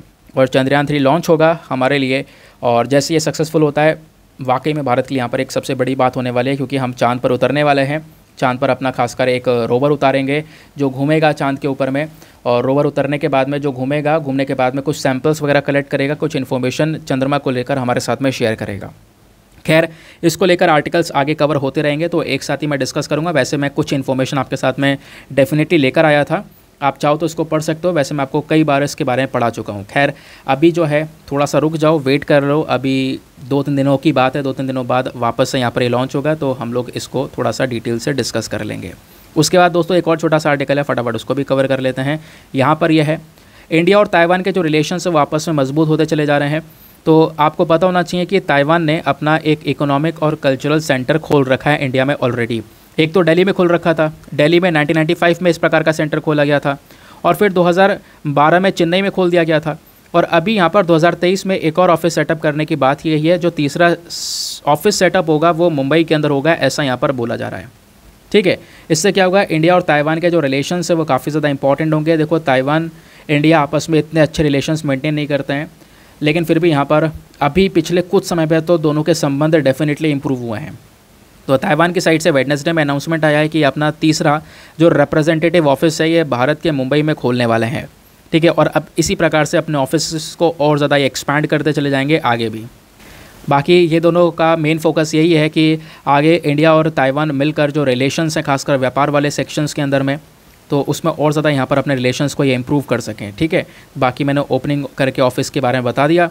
एक 1995 में खोला गया, एक 2012 में खोला गया। बाकी आपको पता है ताइवान और चाइना के रिलेशंस काफ़ी ज़्यादा ख़राब होते हैं, क्योंकि चाइना चाहता है ताइवान को कब्जाना, पूरी तरह से अपने कंट्रोल में करना, क्योंकि चाइना का कहना है कि जो ताइवान है वो चाइना का हिस्सा है। ताइवान का कहना है कि नहीं, हम बिल्कुल सेपरेट कंट्री हैं, हमें अकेले ही रहना है। बट इस डिस्प्यूट में ताइवान को एक अलग से देश का दर्जा देने वाले कई सारे देश हैं, बट इंडिया ने इसको अलग से अभी तक एक सेपरेट कंट्री का दर्जा नहीं दिया है। तो उस सेक्शन में थोड़ा सा रिलेशंस डाउन हो जाते हैं इंडिया ताइवान के बीच में। समझ गए। अब आगे आते हैं हम लोग अपने प्रीलिम्स वाले क्वेश्चन की तरफ। तो आपसे क्वेश्चन पूछा गया था 2021 का कि जो ये 3 स्टेटमेंट्स हैं इनमें से बताओ कौन सा स्टेटमेंट सही है। तो इसका सही उत्तर है option number B, 2 and 3 only. 2 and 3 मतलब दूसरा और तीसरा वाला सही है, पहला वाला गलत है। इंटरनेशनल वाटर में अगर आपको माइनिंग करनी है, खनन करना है, या फिर समुद्र के तल में एक्सप्लोरेशन करना है, वहाँ पर कुछ और रिसर्च करनी है, तो उसके लिए ग्लोबल ओशन कमीशन लाइसेंस देने का काम करता है, नहीं। दूसरा स्टेटमेंट हमारा सही है। इंडिया को इस प्रकार का अगर लाइसेंस मिलता है तो इंडिया को ये लाइसेंस ऑलरेडी प्राप्त है, मिला हुआ है। तीसरा भी सही है। जो रेयर अर्थ मिनरल्स है वो हमारे इंटरनेशनल वाटर के अंदर में समुद्र के तल में पाए जाते हैं। कल भी मैंने आपको पढ़ाया था जब मैंने आपको डीप सी माइनिंग के बारे में डिटेल से सारी इन्फॉर्मेशन शेयर की थी, याद आ रहा होगा। ठीक है, तो ये था पूरा का पूरा हमारा आर्टिकल और पूरा का पूरा न्यूज़पेपर का एनालिसिस। दोस्तों वीडियो थोड़ा सा लेट हो गया है, उसके लिए आप परेशान मत हुआ करो, क्योंकि न्यूज़पेपर सुबह 5 बजे आ रहा है। अब 5 बजे से भी मुझे तैयार करते हुए कंटेंट इकट्ठा करने में काफ़ी समय लग जाता है। अब आप देखो 1 घंटा 11 मिनट का वीडियो बन रहा है, तो इसके पीछे कम से कम वीडियो को रिकॉर्ड करने तक 1.5 घंटे की मेहनत लग जाती है। तो 1.5 घंटा तो इसमें ही लग गया, बाकी यहाँ पर थोड़ा पढ़ने में लग जाता है, कंटेंट कलेक्ट करने में लग जाता है, तो थोड़ा सा समय लग जाता है। खैर मैं कोशिश करता रहूँगा जल्दी मिल जाए, बट 5 बजे न्यूज़पेपर आ रहा है तो आप भी समझ पा रहे होंगे थोड़ा सा डिले हो ही जाता है। खैर आपको एक क्वालिटी वाला कंटेंट मिलना चाहिए, तो क्वालिटी वाला कंटेंट देने की मैं पूरी कोशिश कर रहा हूँ। नाउ मिलते हैं आप लोगों से अगले वीडियो में। आज के लिए bye bye, have a nice day, thank you and जय हिंद।